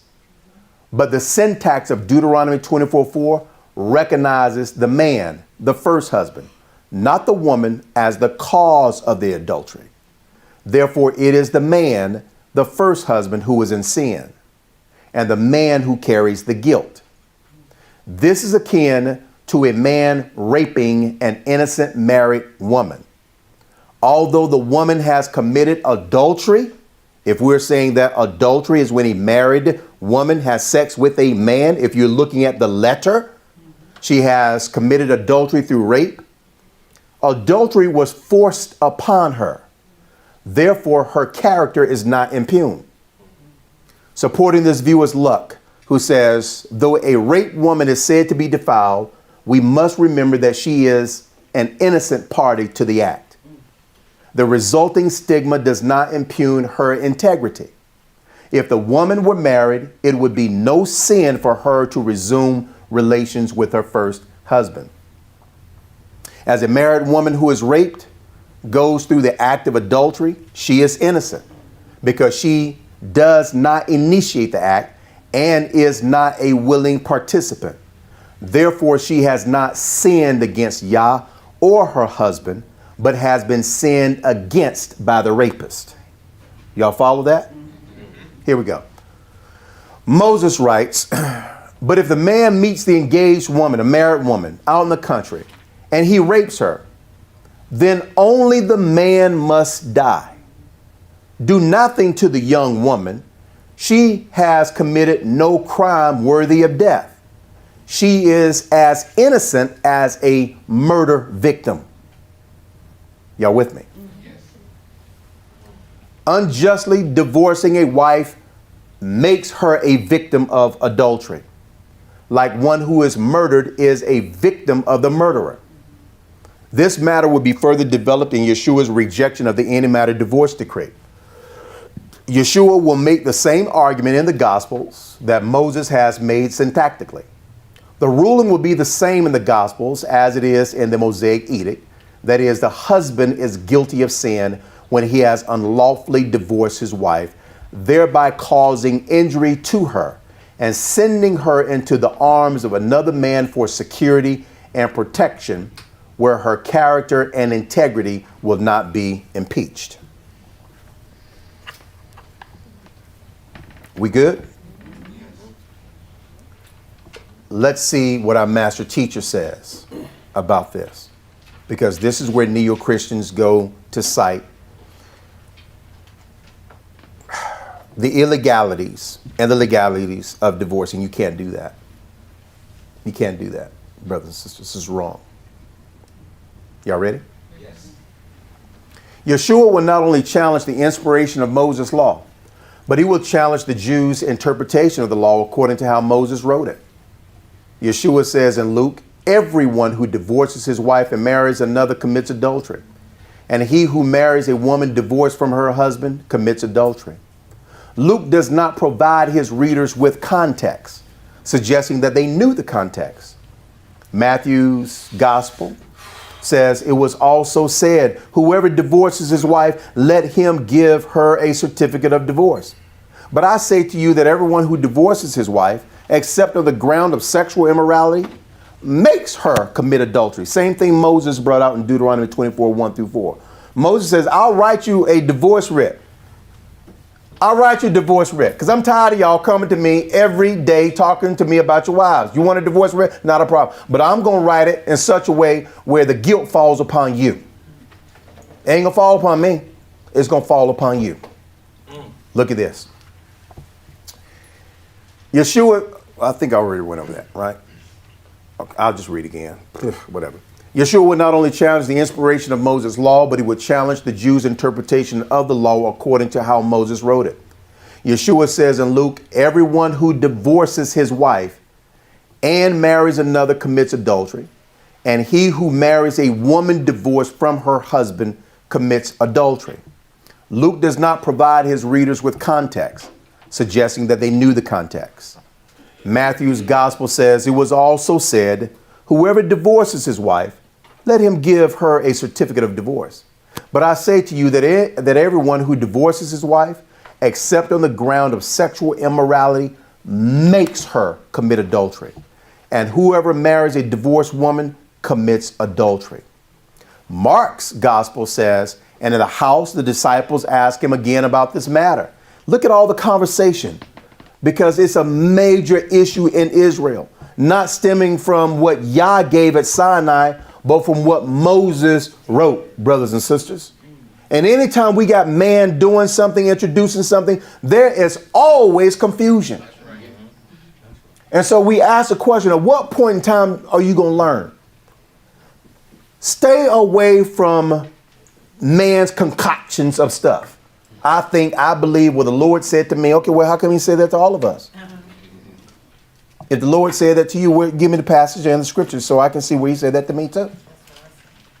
But we fall for it because we don't know any better, brothers and sisters. We fall for it. Mark's gospel says, and in the house, the disciples asked him again about this matter. And he said to them, whoever divorces his wife and marries another commits adultery against her. And if she divorces her husband and marries another, she commits adultery. To be clear, as Nyland says, in Jewish law, a man could commit adultery against another married man, but not against his wife. In other words, adultery was constituted by a man, whether he's married or single, if he were having or had intercourse with a married woman. Thus, Nyland rightly asserts that a married man does not commit adultery if he has intercourse with an unbetrothed or unwedded woman. So what does Yeshua mean in Mark when he says that a man who divorces his wife commits adultery against her? We need to deal with that. The man has violated his covenant, the marriage bond, by being unfaithful to her by divorcing her to marry another woman. This clause is extracted from Exodus 21:8, where Yah says, if she does not satisfy her owner, he must allow her to be bought back again, but he is not allowed to sell her to foreigners, since he is the one who broke the contract with her. Again, no impeachment upon her. Her character is not impugned. That's going to fall on the one who breached the contract. That is the man. Thus, Yah says that the woman is free because the man has broken faith with her. He has broken his contract or covenant with her. Therefore, there is no guilt incurred by the woman who is free to remarry without being considered an adulteress because of the action of her husband. What does Yeshua mean when he says in Matthew that a man who divorces his wife makes her commit adultery? It means exactly what Moses wrote in the law. Again, you just can't start with Matthew. You can't start with Mark. You can't start with Luke. You have to start with Exodus. Then you have to go into Deuteronomy. Then you have to deconstruct Deuteronomy. Then you go into Matthew, Mark, and Luke, because Yeshua is responding to Deuteronomy. Yeshua is not responding to Exodus 21:10 through 11. That's inarguable. Everybody knows about that, right? But remember what our scholars state. Exodus 21:10 through 11 had grown out of favor within the community amongst the males. The males found more liberty with Deuteronomy 24:1 through 4 for any matter, for any reason, no fault divorce, right? I can divorce you for any reason. This is the reason why the apostles, Peter, James, whomever, 12 apostles, says, hold on, Yeshua. Now, we've been following you for a while, bro. And we dig what you're saying, man. We appreciate it. But wait a minute. I just need to be clear. You mean to tell me that Deuteronomy 24:1 through 4, you want to throw that out the door? That we just can't drop our wives for any reason? No, you cannot. Sexual immorality. Well, if that's the case, man, I ain't marrying nobody because I'm not getting stuck. Oh, okay. Yeshua says, well, not everybody can receive the same, but to whom it's been given to. Y'all with me? Yes. What does Yeshua mean when he says in Matthew that a man who divorces his wife makes her commit adultery? It means exactly what Moses wrote in the law and how Yeshua has properly interpreted it. Unjustifiable divorces impose adultery upon the woman. The late Professor Richard C.H. Linsky, professor of theology at Capital University, writes regarding Mark 10:11 and Matthew 5:32. There, Yeshua brings out the thought that the man who rids himself of his wife, except for fornication, which is sexual perversion, here we go, commits a grave sin against her, and thus also against any man who may later on marry her. In 5:32, it is enough to say, every man releasing his wife, for already that without his marrying another constitutes the terrible wrong against her. In Mark 10:11, this wronging of the wife is retained in the phrase ep anten, in regard to her. Matthew simple moakete, without this phrase, in no way says that the wife is not wrong, for it is self-evident that she is. The unmodified verb stresses the wrong act committed by the man. In 5:32, ha apoluon characterizes the man by means of the substantivized present participle. He is one who, by the very act of releasing his wife by a writ, inflicts the grave wrong on her. We cannot agree that Yeshua says nothing here about a man who releases his wife and then does not marry another. The real sin is beyond question the disruption of the marriage, which is caused by sending away the wife. The man's marrying another is only the aggravating circumstance. It is here added on this account and because the Jews rid themselves of their wives for the very purpose of marrying another. In Matthew 5:32, which is the most cited passage on divorce, with an erroneous interpretation from the clergy, Yeshua says that the husband makes her commit adultery.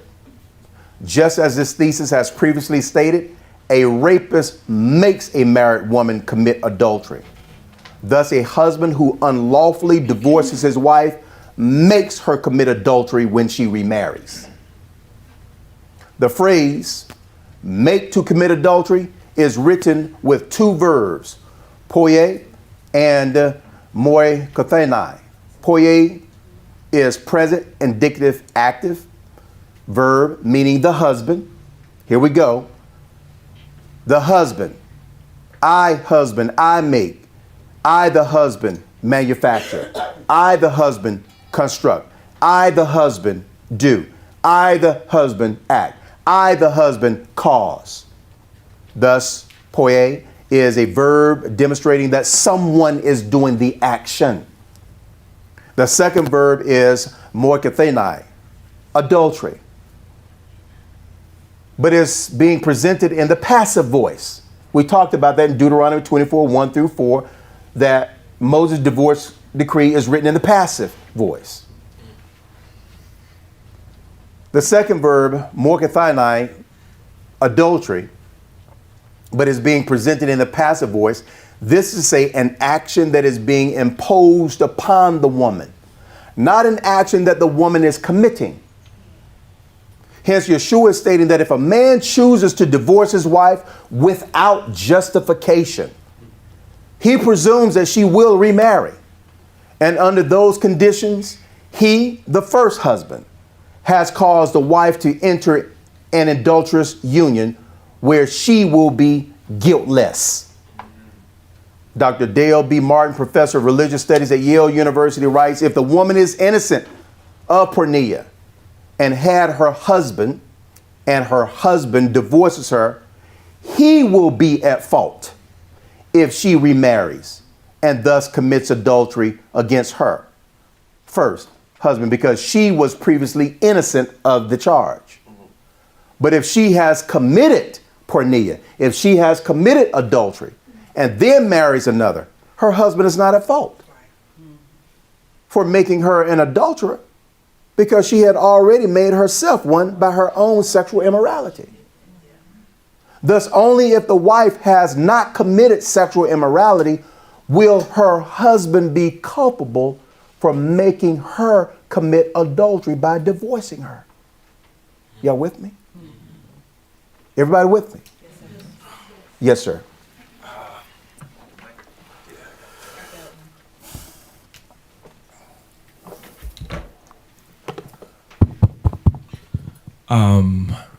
It seems like I remember when the Torah was given, right? And the people said to Moses, we don't want to hear Yah speak to us. You speak to us. Mm-hmm. It seems like Moses softened it. Like he was still saying, you're breaking the contract with her by using the passive in that, right? He's still going back to Exodus 21:8 by saying, saying it in the passive tense. It's you that's causing her to break the contract, but he's saying it in a language where the man now accepts it without understanding fully what Moses is doing to him. That's a very good observation.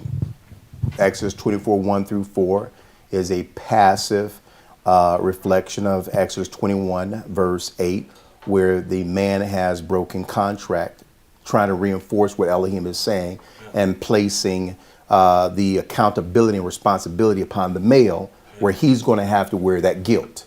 Good observation. Is everybody with us? Martin demonstrates how the husband has unlawfully divorced his wife and sent her into the arms of another man. This act has caused her to commit adultery against him. That would be the first husband. And has caused the second husband to commit adultery against the first husband. Yet under these circumstances, the woman and the man she marries are innocent. And that's what we're looking for. Innocent of any wrongdoing. To the contrary, a wrong has been done against the woman. This is to say, her husband has unlawfully divorced her, thereby breaking his covenant with her and making a mockery of the sanctity of marriage which Yah ordained. The husband imposes adultery upon the woman if she decides to remarry. But it is the husband, not the woman, who will bear the iniquity of adultery. Elohim puts the man under the auspice, under the burden of adultery, and not the woman, is the way Moses has written the law. This is what Yeshua is bringing out. Yeshua is explaining to them what Moses has done, in other words. But it's the husband, not the woman, who would bear the iniquity of adultery, just as a rapist bears the iniquity of the rape, not the woman. Yah says, here's another thing you do. You cover Yah's altar with tears, weeping, and groaning, because he pays no attention to your offerings and doesn't accept them with pleasure. You cry out, why doesn't Yah accept my worship? I'll tell you why, Malachi says. I'll tell you why. Because Yah witnessed the vows you and your wife made when you were young. Yah saw it. Yah watched over that. Yah looked at you exchanging your vows with her and her exchanging her vow with you. Yah witnessed it.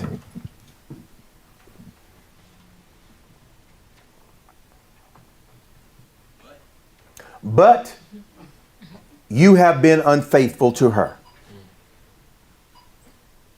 Though she remained your faithful partner, she didn't commit adultery against you. She remained faithful to you. Though she remained your faithful partner, the wife of your marriage vows. For I hate divorce, says Yah, the God of Israel. To divorce your wife is to overwhelm her with cruelty, says Yah of heaven's armies. So guard your heart. Watch yourself. Mind yourself. Do not be unfaithful to your wife. Do not unjustifiably divorce her. And this is what Yeshua is saying. Y'all think you slick. You think that you can come to the rabbis with any matter and say, okay, I got rid of boo, I'm good to go. Not realizing that boo goes into the arms of another man for security, protection, for affirmation, for validation, right? You have just placed her in a state of adultery where Elohim is going to place that sin not on her but on you. Y'all with me? Yes, sir. This is Hebraic bibliology. This is Bible. I want to go to a pastor, a religious leader who can help me understand my rights, help me understand the direction and any recourse for all situations and circumstances, brothers and sisters, not one or two, but everything. Listen to me. Who can recite the Moreh Maxim? For a priest's lips should keep knowledge, and the people should seek the law at his mouth. And the people should seek the law at his mouth. Go ahead. For he is the messenger of Yah of hosts. When you go to a religious leader, he needs to be qualified. I am saying this to you, brothers and sisters. The clear majority of them are not. You think they are. I got a lot of stories I can tell you, brothers and sisters. But I'm thinking about how my beautiful sisters, our beautiful sisters, Brother Dwayne and Nehemiah, have just been injured, hurt, beat, broken. I mean, just squashed because of a charlatan who's holding a Bible, who calls himself a pastor, leading people into condemnation. So this is the reason why we're taking a methodical approach at this. That makes sense to you, bro? Yes, sir. That's fair? Yes, sir.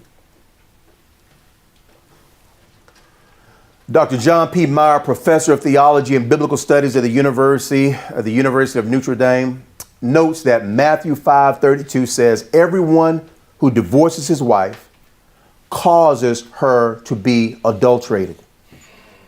In other words, causes her to be involved in an adulterous union by forcing her to seek the protection of a second marriage with another man. This second marriage is what is branded as adulterous in part 1b of Matthew 5:32. But the responsibility for this second adulterous union is put squarely on the shoulders of the first husband. It don't fall on the second husband or the woman. He is the one responsible for forcing his helpless wife into a second marriage by divorcing her. The ensuing adultery is ascribed to the first husband alone. Meyer rightly exegetes the passage and who is responsible for the act of adultery and who carries the sin of adultery. He says the ensuing adultery is ascribed to the first husband alone. It is not the woman, but the man who will carry the designation of adulterer due to him unjustly divorcing his wife, thereby driving her into the arms of another man. A husband's responsibility is to provide security for his family. This security is expressed monetarily and emotionally. A wife is wounded emotionally and economically when a man unjustifiably divorces her. He has dealt a cruel blow upon her, which was allowed ecclesiastically, not theocratically. New Testament scholar Dr. William Hendrickson, professor of New Testament at Calvin Theological Seminary, writes that the Greek, by using the passive voice of the verb, states not what the woman becomes or what she does, but what she undergoes, what she suffers, what she is exposed to. She suffers wrong. He, the husband, does the wrong. This is akin to Yah commanding everyone to keep the Sabbath. Is this what we've been commanded to do? Okay. This is akin to Yah commanding everyone to keep the Sabbath by not working on it. However, the priests work on the Sabbath because Yah has placed them in violation of his commandment. Yah placed them in this role. Therefore, Yeshua says, or have you not read in the law how on the Sabbath the priests in the temple profane the Sabbath and are guiltless? And are guiltless. Using this passage as an illustration of the woman's state, the woman is guiltless of any wrongdoing because of what her husband has done to her and forced her into. Martin concludes with the final observation that the man who divorces his wife, who is not guilty of porneia or adultery, in Hebrew say zana or na'af, would be making her commit adultery, poye oten morkithainai, since she would be economically compelled to marry another man and would thereby be committing adultery. You want the woman to be vulnerable to rape? All brothers got to do in the community is to find out that there's a single woman living in a house by herself, defenseless. You done. When you look at Martha and Miriam, these sisters were not married. Who protected them? Their brother Lazarus.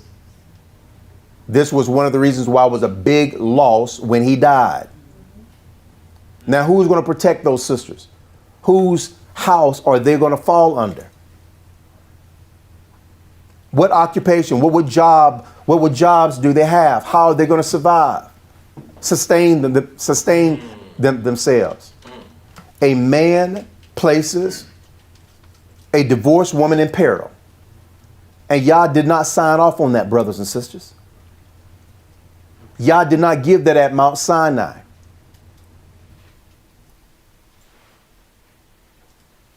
The constitutionality of your rights, the legitimacy and the illegitimacy of divorce is found in Exodus 21.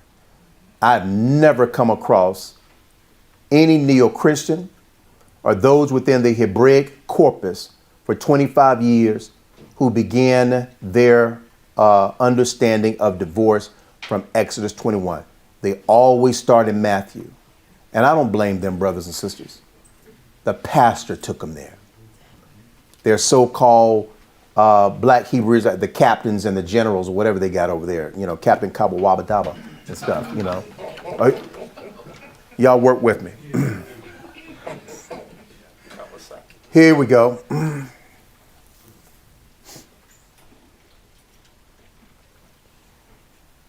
Calvin.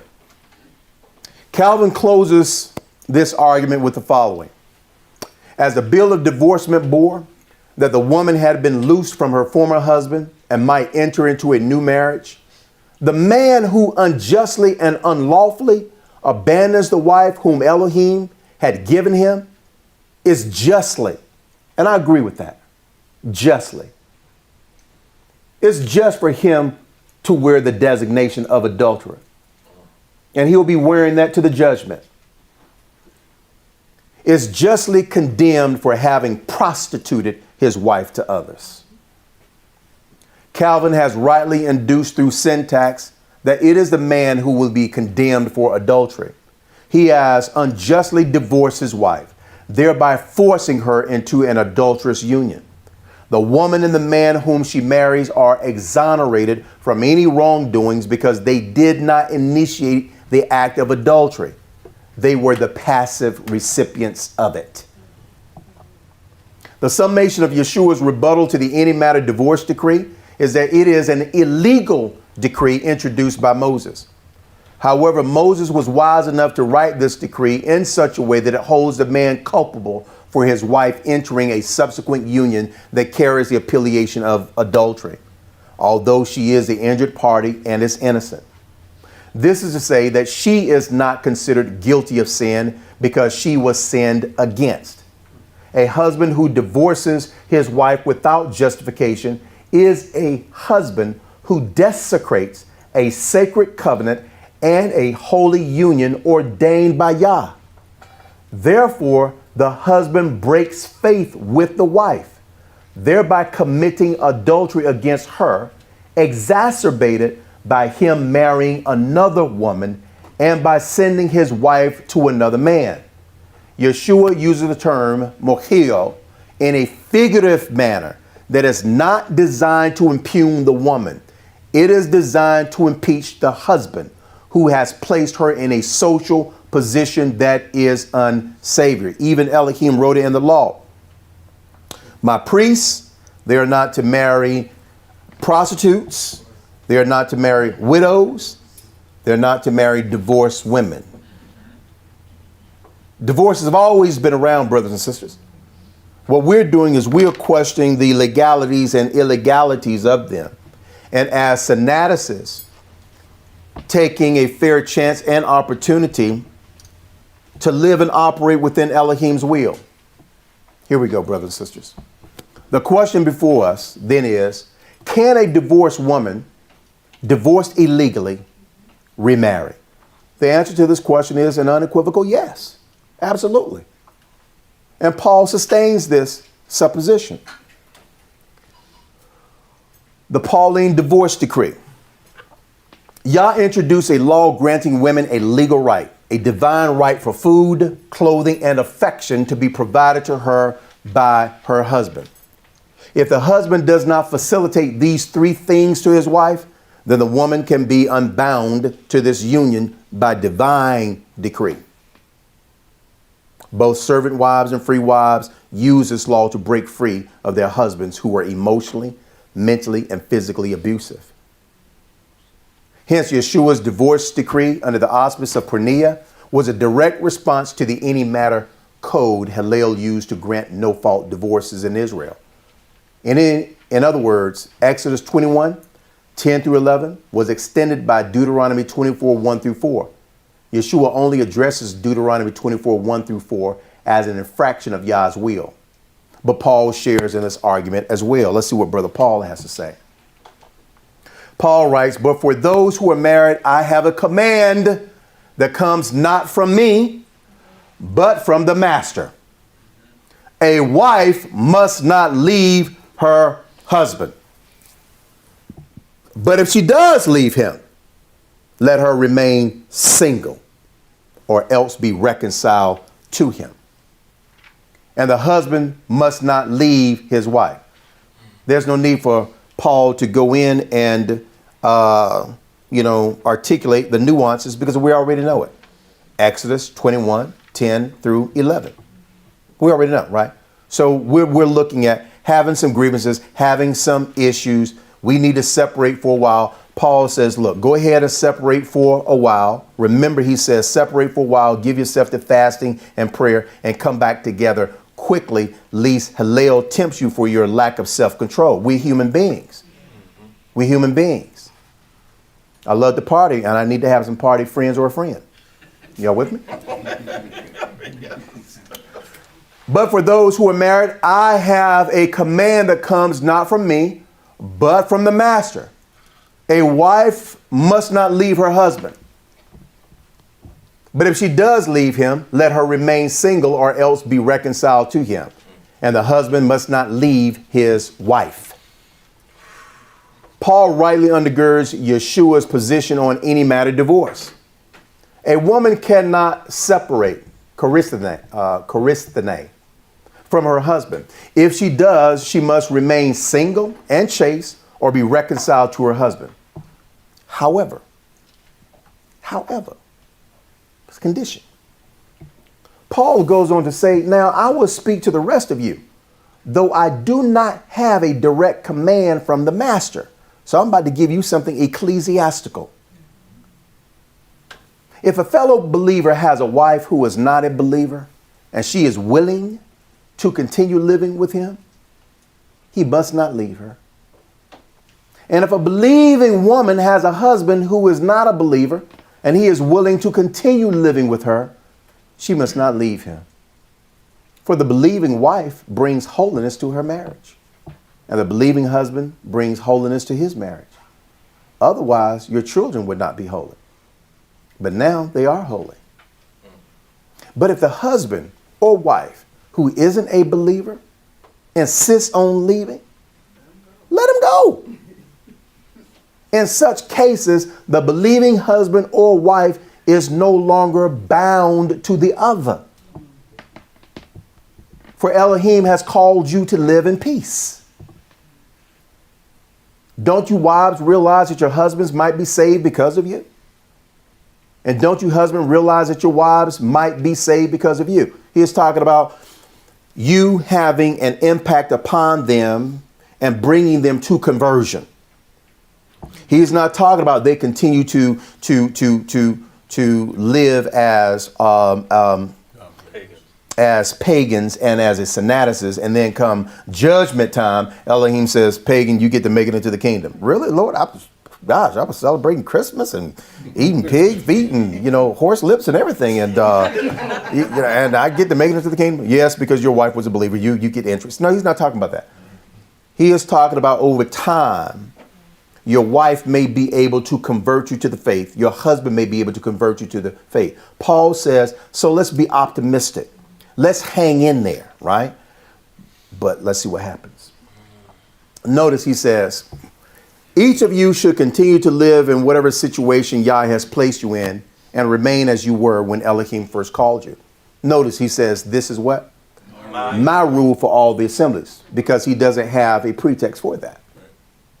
So he is saying this is ecclesiastical. I'm telling you what's proper. Marriages are made and consummated between two fallible human beings. We believe that when we marry a man or woman, that we're marrying somebody perfect. And that's not true at all. We believe that we've married somebody who is impervious to sin. Somebody who's not volatile, somebody who's not vulnerable to the elements, somebody who's not moody, somebody who is not affected with trials and tribulations that's bound to occur within this economy that we live in. That's not going to happen. That's not going to happen. You have got to be constitutionally sound to be in a marriage, to be in a relationship, because you're dealing with a fallible human being. So your game got to be tight, brothers and sisters, because now you just entered into the game of life and death, solely predicated upon marriage. And you think it is as easy as getting out as it was getting in. Absolutely not. Elohim doesn't work that way, brothers and sisters. He sanctified and ordained marriage. It's a holy union. It is governed by a holy constitution. My issue is that this has not been properly taught by the clergy. And so we wanted to take the opportunity to teach on it today. Here we go, brothers and sisters. Marriages are made and consummated between two fallible human beings. Tribulation is bound to occur in them. However, under Torah law, the woman can only be unbound, freed from her marriage bond in the case of abuse or the husband's sexual perversion. This is say any violation of Leviticus 18 and 20 she finds out, she can say, okay, not a problem, going straight to the tabernacle, and we're going to have Ariel sign off on this divorce decree, and I am free. And hopefully I will find myself a man of Elohim. Paul introduces another premise which is fundamental. Paul states that there are legitimate grounds for divorce if one is an unbeliever, which goes back to the prohibition of Exodus 34, 11 through 16, and Deuteronomy 7, 1 through 5, which are clear commands of not being unequally yoked with unbelievers. Paul will address this momentarily. Either party has a license to divorce themselves of one who would be considered an unbeliever, apiston, one who does not share in the Sinaitic faith, the Torah gospel. Paul unequivocally argues that there is a ground for divorce under the auspice of unbelief. Mueller says Paul addresses the situation of Christians joined in marriage to unbelievers, which Christ had not considered when addressing Jews. If the unbelieving spouse desires to break the marriage bond by deserting the Christian, the latter is not bound. The latter is not bound. The latter is not bound, but is free to remarry. Unequally yoked. Paul's position on divorce is centered upon peace. His argument presumes an existing relationship where one enters the faith and the other does not, where Yeshua presumes both parties are in the faith. Thus the two are now unequally yoked, a believer with a non-believer. So Paul says in his second epistle, don't team up with those who are unbelievers. How can righteousness be a partner with wickedness? How can light live with darkness? What harmony can there be between Christ, Yeshua, and the devil? How can a believer be a partner with an unbeliever? So Paul is saying we do have substantial grounds, theocratic grounds, citing the passages of just Exodus and Deuteronomy, to divorce yourself from an unbeliever. But Paul is saying, let's be optimistic. Let's try to convert them to the faith. Watch this. Paul's epistle does not provide justification for contracting pagan marriages. His epistle applies only to those only to those marriages entered into by non-Christians in which only one spouse subsequently became a believer. Even Peter talks about women showing their virtue, being able to win over their husbands, right? In these types of unions, adversity is bound to occur due to the unbeliever's obstinacy to the faith. This is very important. In these types of unions, adversity is bound to occur due to the unbeliever's obstinacy to the faith. Practical application is as such. The unbeliever continues to practice idolatry. You're going to have to look at your temperament. Can I now come home every day and see my wife or my husband in idolatry? I have given myself over to the God of Abraham, Isaac, and Jacob. My spouse has not. Now my house is essentially defiled. Paul says, right, Elohim is going to look past that, right, because of your belief. He is going to count your house as holy. But your job is still to do your very best to convert your partner to the faith. But remember, Paul says that Elohim has called us to peace. Let's run down some scenarios. Practice of idolatry. Come home. My partner has the church board in my house because they still go to church. I attend Tabernacle Elohim. I'm going to be highly offended at that. Believe that. The worship of Jesus, the celebration of Christmas. My wife or husband comes home with a big, gigantic Christmas tree and tells me to go up here to Walmart and pick up the Christmas balls. Y'all with me? Or the ornaments. Y'all know what I'm talking about. Y'all know what I'm talking about. The celebration of Christmas, Easter, New Year's, Valentine's Day, Thanksgiving, birthdays, all type of iniquity and uncleanness and perversion happening in that house because of the unbeliever. Compromising a kosher home, living kosher. In other words, eating pork, shrimp, lobster, crab, catfish, duck, etc. A brother in the faith come home. Sister says, here's your meal right here because, let's see, you only lamb, goat. Let's see, I think Aria said everything with a horn. Okay, well, that one got a horn, so you can eat that. And so I'm going to go ahead and finish eating that which is split of the hoof, but not a true of the cud. It's called a pig. That's what I'm going to eat, right? And so forth, right? So now you're seeing this obstinacy, this antagonism.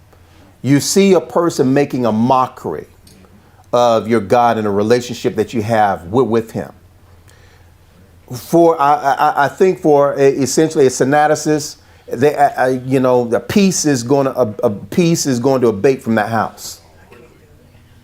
Here we go, y'all. Violate the Sabbath, Day of Atonement. This day we're not eating anything, not watching television, no nothing. And your spouse is sitting over here with a big bowl of, chili and fruit bowl and so forth while you're reading the Bible, looking at you. It's Yom Kippur, ain't it? Oh, I'm so sorry. That happens, my sister. That's the reason why I gave this illustration, right? And so when I get these phone calls, Aria, what should I do? What is allowed in the gospel, my brother or my sister, right? Bounce. You can file for divorce under those circumstances. Here Paul says, and he has the knowledge and the conviction to say, under such circumstances, you are not bound to that marriage union. Here we go, brothers and sisters. Violate the Sabbath, the Day of Atonement and the solemnities, Passover, Pentecost, Tabernacles. Continues to worship on Sundays, giving household monies to the pastor in the form of tithes. You know, baby, saving up to get this and that, the other, and I just noticed $365 missing from the bank. Oh yeah, I gave it to Creflo. I had to pay my tithes. Hold on, you gave Creflo my money? No, our money. Yeah. So there's going to be some major issues, brothers and sisters. Here we go. And just a blatant disregard for the law as a whole. This union will ultimately lead to dissolution of marriage because the unbeliever is making no attempt to embrace Yah through his gospel. The relationship has become, for the believer, antagonistic to peace and righteousness. Brothers and sisters, thus far, pause. Have I given my opinion on anything? No. Thus far, no. The only thing we've done, brothers and sisters, is just deconstructed the text grammatically and looked at historical attestations to see how our people were living and what they were doing under these circumstances. That is what you call expositional teaching and learning, brothers and sisters. Here we go. Get ready to close out. Biblical theologian and scholar Thomas Aquinas says that the believer, after his conversion, may remain with the unbeliever in the hope of her conversion.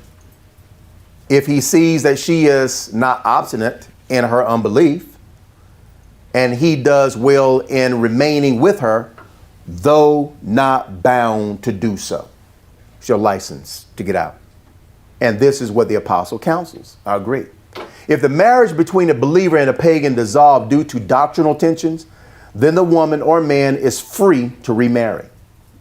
However, Paul is encouraging the two to remain married, if possible, in hopes that the Judeo-Christian will convert the pagan. But if this is not the most judicious way to address conflict within their marriage, then divorce is the only solution where there is no impeachment of the woman's or man's character, whoever initiates the divorce. They are not in sin. Remember, what we're looking for in terms of our thesis is the salvific implication for divorce and remarriage. That's what we're looking for. After divorce, if the woman chooses to marry,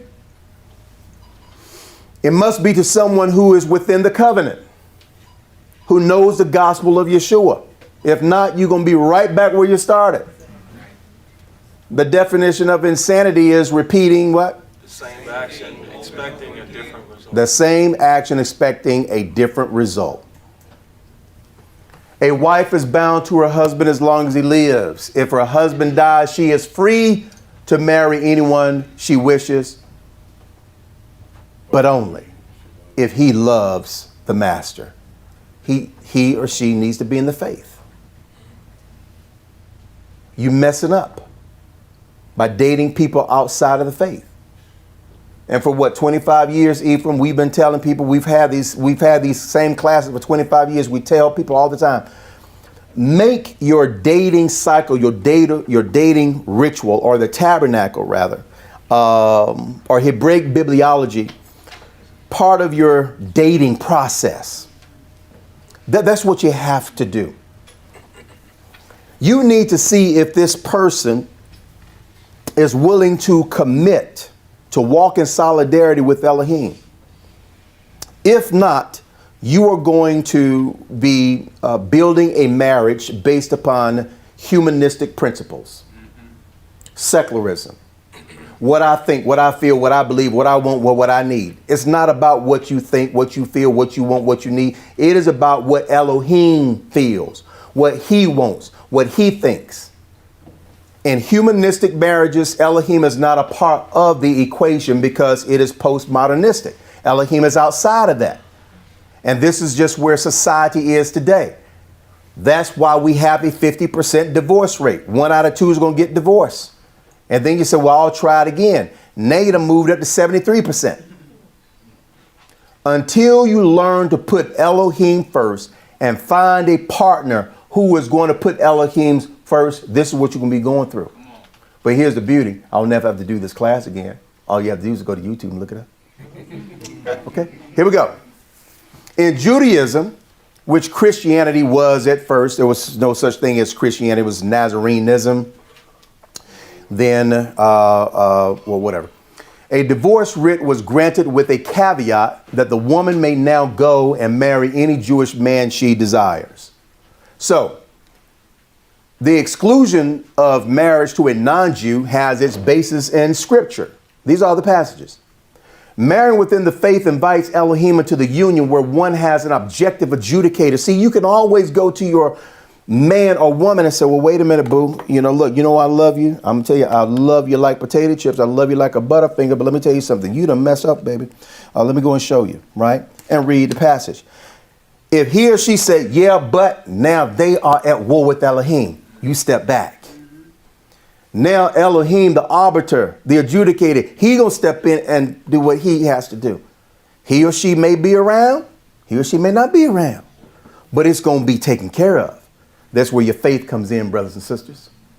Marrying within the faith invites Elohim into the union where one has an objective adjudicator to errors that will abound in the union. We gonna have some problems. Didn't Paul says, I wish that all of you were like myself, celibate? He says, but not everybody has this gift. I was about to say something, I forgot. What'd you say? Slipped my mind. Maybe to pop back up. Here we go. Non-theocratic marriages, that would be marriages outside of Sinai, lean upon a secular matrix, what we refer to as humanism, to resolve conflict. Watch this. That too is a direct violation of Proverbs 3:5-6. Lean not upon your own understanding, right? This is to say that people will lean upon how they personally feel and think about matters that are legislated theocratically. In other words, those things that have already been litigated theocratically, all you need to do is just look it up and see how to follow those instructions. You don't have to sit back and I'm going to pray about it. Pray about what Elohim already told you to do. They have effectively removed Yah from adjudicating the matter and have sought resolution through their own reasoning. We refer to that as self-righteousness. Self-righteousness. In most of Neo-Christendom, divorce is not permitted unless it involves adultery. And in most cases, this is erroneously interpreted and assigned by the clergy, the Neo-Christian church, and others. However, biblically, a woman can divorce her husband for abuse, or as Luck says, on the grounds of mistreatment. As Luck rightly points out, the woman has Yah's law to lean upon in Exodus 21:10-11. But if you are part of the Christian church that says that Jesus abrogated the law, guess what? You don't know the law exists. Jesus fulfilled the law for you. Guess what? Jesus fulfilled all that for you. So now you just have to be in a marriage where you're getting your ass beat every single week. Y'all with me?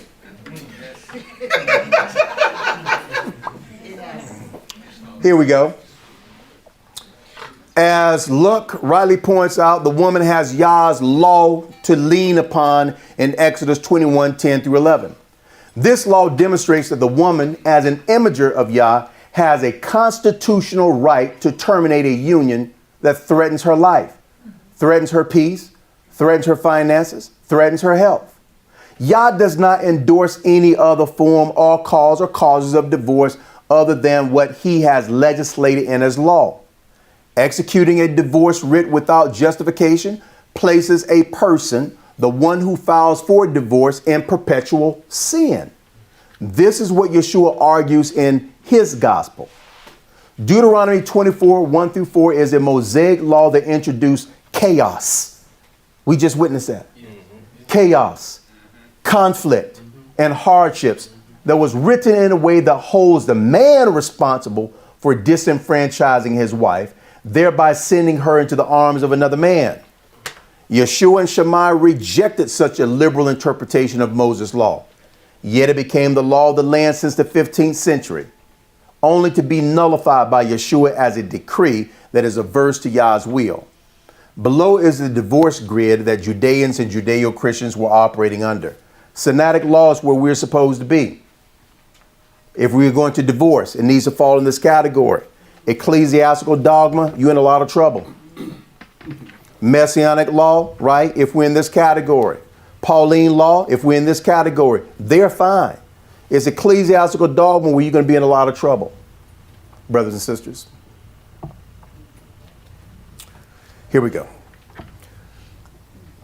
In summation, understanding the dynamics of divorce is complicated. This is what I hear people, because, I ask folks about divorce. Such and such a, what are your thoughts about this? And oh, it's so complicated. It's so complicated. Well, it's complicated. It's complicated. Well, you know what? It's complicated. Well, you know what, man? I'm trying to tell you it's complicated. No, it's not. It is complicated because the understanding that we have of divorce comes from the Gentiles. It comes from the European church. It don't come from Israel. And their religious institutions who have co-opted the Jewish faith without properly understanding its cultural and spiritual ethos, which begins with the Torah. You got to start with Exodus. A woman wants to know her rights. I had a woman fly all the way from Texas. You remember that, Sister Sneha? On Yom Shishi, Friday evening. I'm just, I'm like, okay, oh, I haven't seen you before. She says, could we meet after Friday? Could we meet after class tonight? Oh, absolutely. I have some questions for you. Okay. All right. Well, what's your name? My name is Aria. Well, I know you. I see you online. Oh, okay. Wow. So you live somewhere here in Charlotte? No, Texas. Oh, okay. You got friends, family? No, I flew down here to see you. What? Really? Okay. What's up? Can I close the door? Yeah, I'm just going in. I want to understand marriage. I want to understand my rights as a woman. Hey, I respect that woman. You hear me? To fly from Texas to hear with her own ears so she can make a decision. That is a virtuous woman. She says, I don't want to hear from this person, from that person, this. I want you to help me. Show me in the passage. That sister man had her Bibles, pencil pad and everything. And I said, okay, well, not a problem. Let's start here. Boom, boom, boom, boom, boom, boom. That's where it should be. You take responsibility. You take responsibility. It is complicated because expositors are not properly setting the stage for Yeshua's discourse on adultery. Typically within Neo-Christendom, Black Hebrew Israelism, and other Hebraic groups, all conversations centered upon divorce starts in the New Testament, with the Pauline discourse omitted. This is an error.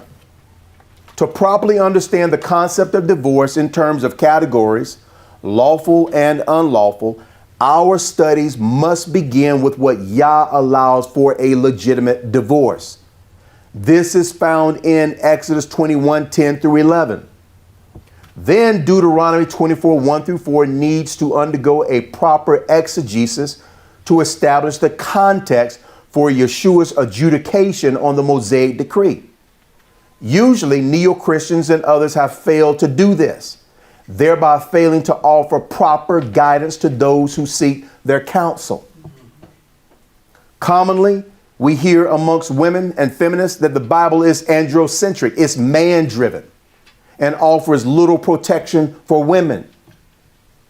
This is a blasphemous statement designed to impugn the character and nature of Yah. You are saying that Yah is unfair. You are saying that Yah is unjust. You are saying then, by deduction, Yah is unrighteous. And so when I say to you, brothers and sisters, that the church and the clear majority of our religious leaders have taught us to blaspheme, this is what I'm talking about. Here we go. Yet this perception is formed through an improper understanding of who Yah is. An improper understanding formed by a lack of knowledge and leadership from the clergy, who has a responsibility to exegete the Creator in all aspects and categories of life we might find ourselves in. Yah has built within his Torah protections for his female imagers. But most women do not realize these protections are there because they lack the ability to effectively read the Bible.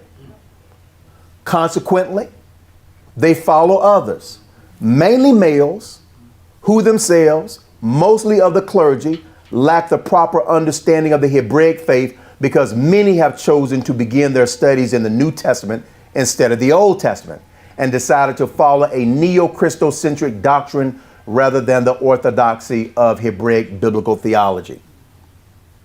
Y'all with me? Yes.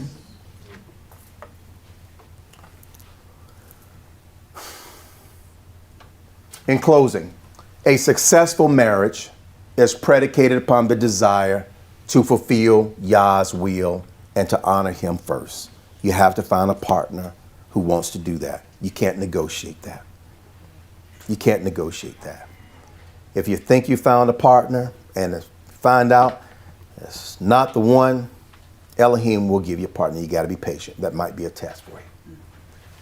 We achieve this by finding the right partner, preferably one who loves and fears Yah.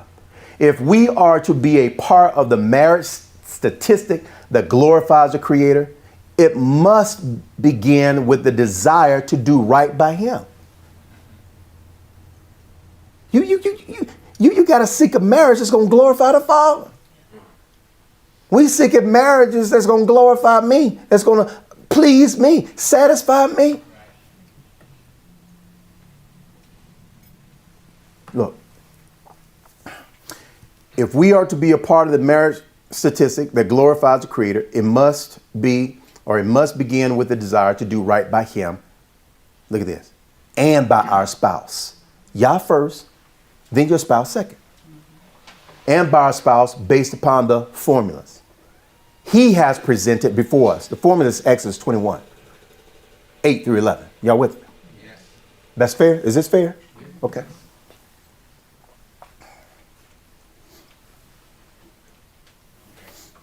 Marriage is a job. And we all know it's a job. Everybody in here who's married, we know it's a job. I'm talking about a capital J-O-B. Y'all with me?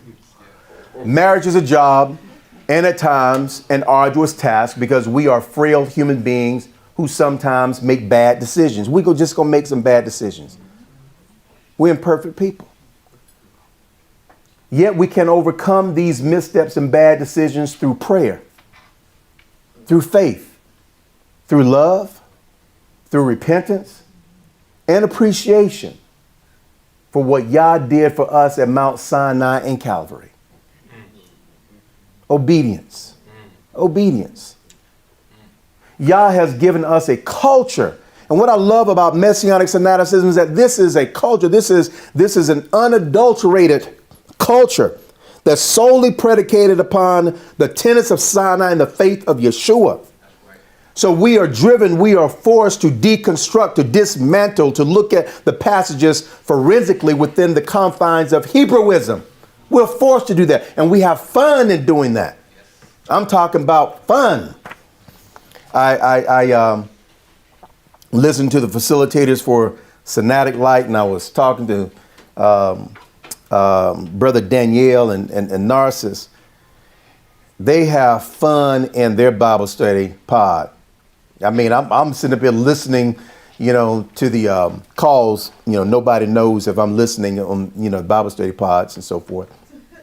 Anyway, I'm listening and I'm like, man, they having fun. I'm sitting up here, bankhead bouncing and everything, listening to the lecture and so forth. And that's the way it's supposed to be. Have fun with this. Have fun with it, brothers and sisters. We're only here for a short period of time. Let me tell you something. A lot of bad things have happened to us. We have done a lot of bad things to ourselves, bad things to others. Look, let me tell you something. You look back on those things to learn, brothers and sisters, and you look ahead to live. You got to live. Elohim did not create us to exist. He created us to live. And so we got to learn and take this life seriously, but take it seriously within a Sinatic framework, a Sinatic foundation, pillars that are Sinatic. I'm telling you, it is so liberating. It's so beautiful. Come out of her, my people, that you be not partakers of her sins. A friend of mine who's a pastor, I guess he's still pastoring or whatever, invited me to come over to his house. And this is what he said to me. And Sister Nia, so you know the story. He counseled 3 people. One was married, and 2 others were seeing divorced women. And he says, Aria, I told him, I said, look, gosh, she's divorced. She's unlawful. You can't, you're going to have to divorce her. And I said, okay. I said, and what passages did you cite for that? Well, Yeshua said in Matthew chapter 5, I said, okay. He said, you seem to have an issue with that. I said, I got a huge issue with that. I said, why is the woman a divorcee? I don't know. I said, so let me just make sure I understand correctly. You're going to tell a congregant to divorce a woman whom he married, who was previously divorced by another man, but you don't know why this woman was divorced. You don't know why. You don't know the conditions on which she was divorced. You don't. All you know is that she's a divorced woman, so now you're going to go and tell the brother to divorce his new bride. And the brother does it because he trusts you. To come to find out that you have advised him wrongly. You don't know what could have come out of that union. These people could have had the best years of their life together, but because of you and your scriptural ineptitude are going to provide wrong counsel to people. You did that with 2 other individuals who were dating, telling them that, you can't continue to date her because she is a divorcee. One of them gave you the bird and said, well, look, hey, me and Jesus just have to figure this out because this is a good woman. And so this is what I'm talking about. You're at a point where I can go to an accountant and I feel good because he's CPA, he's certified, he's qualified, he's credentialed, and he can help me with the numbers. I go to a learner, I go to a lawyer, I go to a medical professional. You should expect the very same thing with a theologian. But you get some mess that messes up your life. Your life. Here we go. Yah has given us a culture that shows us how to live in righteousness. In the faith of Yeshua, who gave his life at Calvary to atone for our mistakes and transgressions, to bring us back into right standing with Yah. So, here we go. Before you get married, make sure you have vetted your prospective spouse. I done said that, this is probably now the 13,000th time, Sister Sneha? Make sure they are interested in Yah.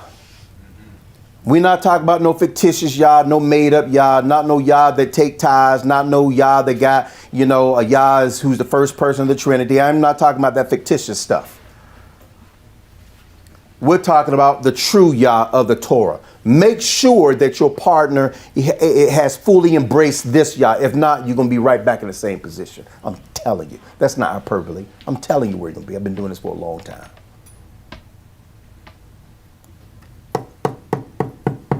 Here we go. Make sure they are interested in Yah, learning about him, worshiping him, and serving him the way he has instructed us to worship and serve. Make sure they understand their roles within marriage. Make sure they understand the penalty for an unjustifiable divorce. Before you get a divorce, make sure you have an unequivocal and absolute biblical grounds for a divorce, arbitrated by a synaticist. 16, 17, 18, we got 18 of them right now that's facilitating. So you can take it up with them. Remember, very important, Yah owes us nothing. And any form of iniquity can be used as justification for our condemnation. Marriages failed or dysfunctional will probably be one of the primary reasons we will lose our blessings and ultimately the gift of immortality because of how we have desecrated a union that Yah has sanctified and ordained.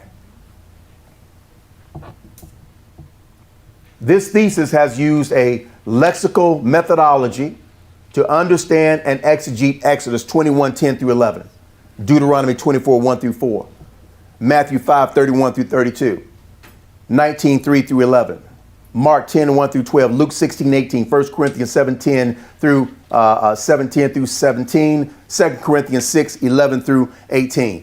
This thesis then proceeds to undergird its argument with deuterocanonical attestations, the book of Sirach, and historical attestations solidified with secondary academic treatments on the subject. Here we go, by specialists.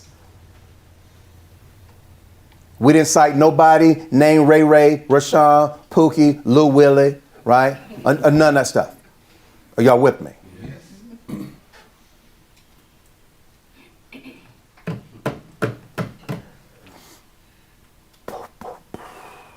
Hence, there is nothing in this treatise that's relative. You agree with that, Brother Ephraim? Did you see anything relative in this thing?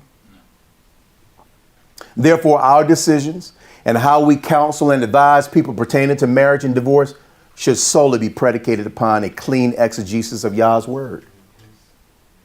Not through one passage revelation. I mean, you're going to tell me I can't get a divorce based upon Matthew chapter 5, 31 through 32, and don't give me the backdrop for it. There's a backdrop for these passages. You're looking at a 2,000-year-old historical document and argument. You got to go in a time capsule and go back to find out what the issues were. We have spent 3.5 hours doing that, brothers and sisters. Here we go. Not through one passage revelations, not what we personally feel about the matter or what the church says, but what Yah has commanded us to do under these circumstances as he has revealed through his Torah and prophets. Anything less than following his will is rebellion. There is much more to discuss on the subject in our Synodic Apologetic School. Feel free to register for the school to receive a more in-depth analysis of this topic. If you have questions about the study and others, feel free to join us in fellowship, prayer, praise, and study every Saturday at 12:30 p.m. Eastern Standard Time, or call us for consultation pertaining to this topic or any other you might find intriguing. We are a Messianic Synodic assembly teaching the doctrine of Synodicism, which means keeping Elohim's word in the faith of Yeshua, proclaiming his gospel to the world and to those who are seeking Elohim's truth without interpretation or church tradition. Can't stand church tradition. May the blessings of Yah be with you, and thank you for participating in this study. Can we turn on the lights over here, my sister? All right, brothers and sisters. I hope that this has been edifying for you. I hope that you've learned. This is a matter of record. And you have friends. You have family members. And you have a lot of friends and family members that are carrying guilt. They're also carrying the Bible that they're not very familiar with. Because when you're a part of a neo-Christian populace that says that the Old Testament has been fulfilled in the blood of Jesus Christ at Calvary, you no longer need to read that. You start off in the Gospel of Matthew 5, 31 through 32, and Matthew 19. And that is where you make your gravest error and mistake. You have to begin with "Thus saith Yah," starting in Genesis. Who want to talk to me? Go ahead, my brother.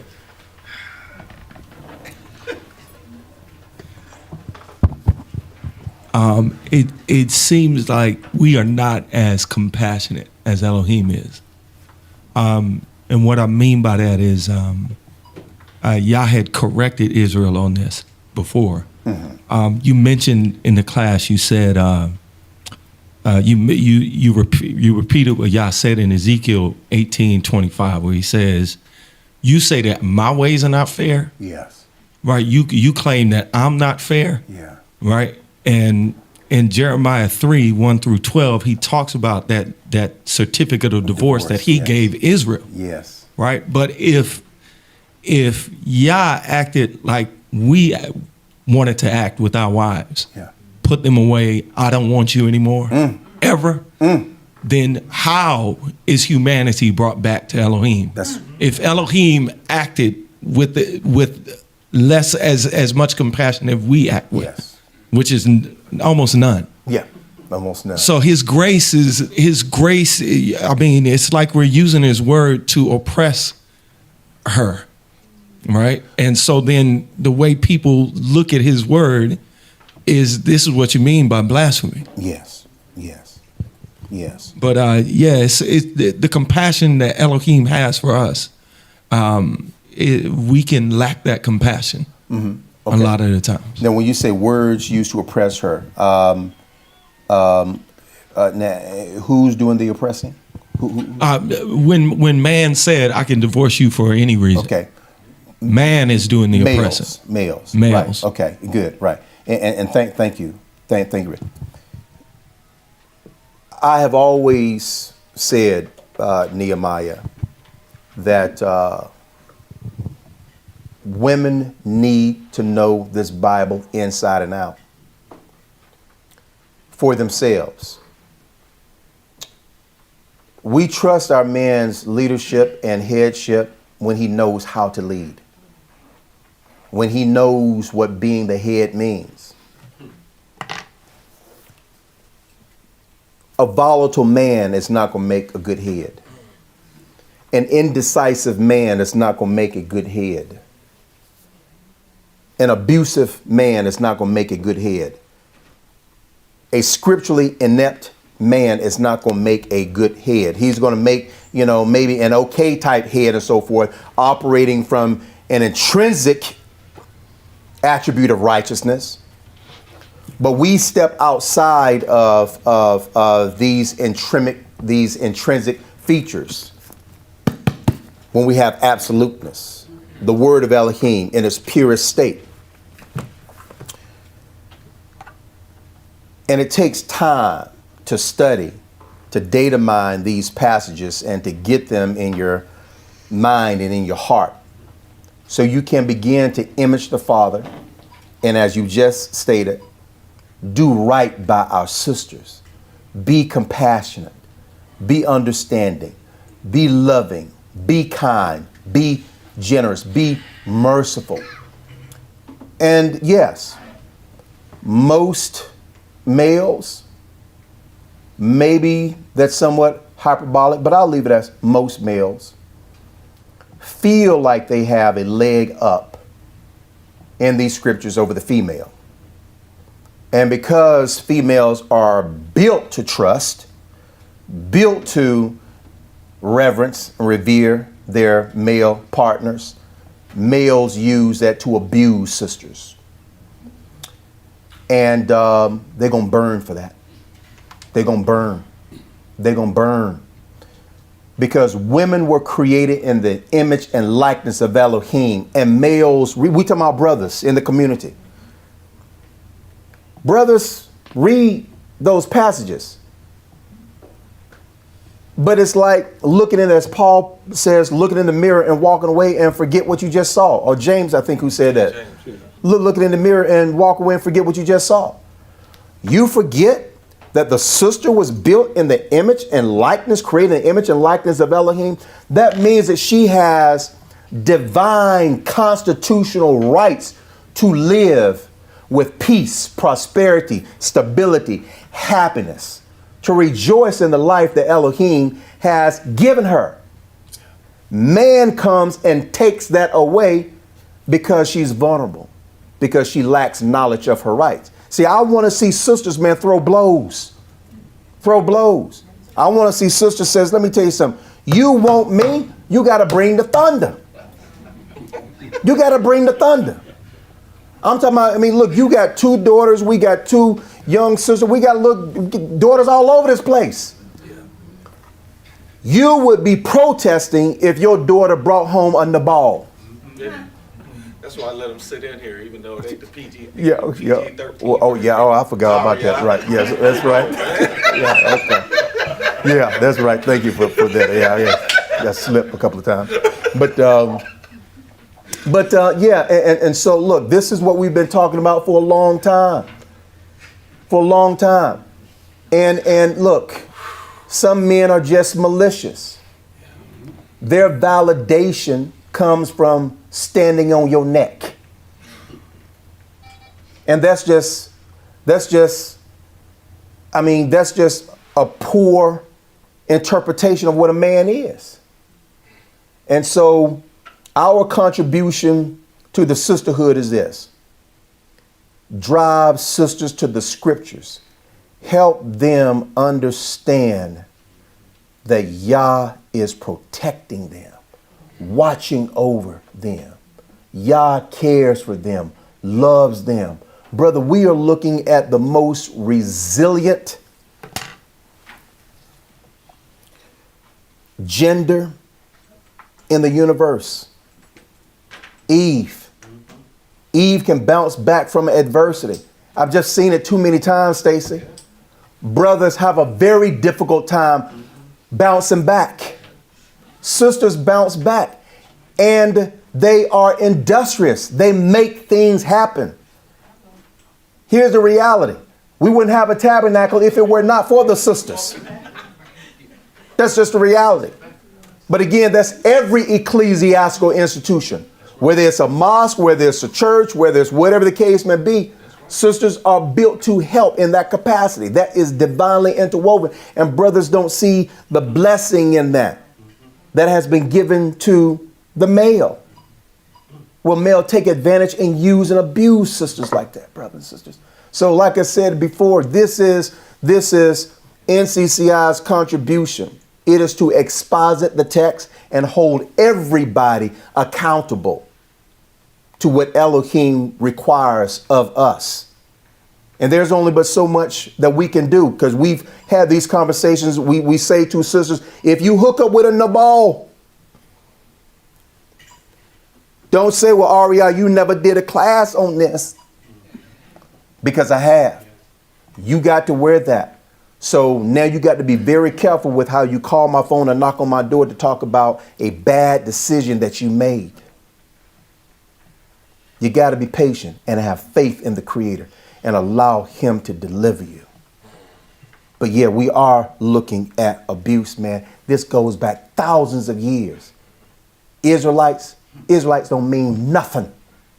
You're looking at some of the most wicked people who have ever walked the face of this earth. We're reading it. Yes. Elohim told Israel in the book of Ezekiel, said that the pagan nations, Sodom and Gomorrah, are more righteous than you.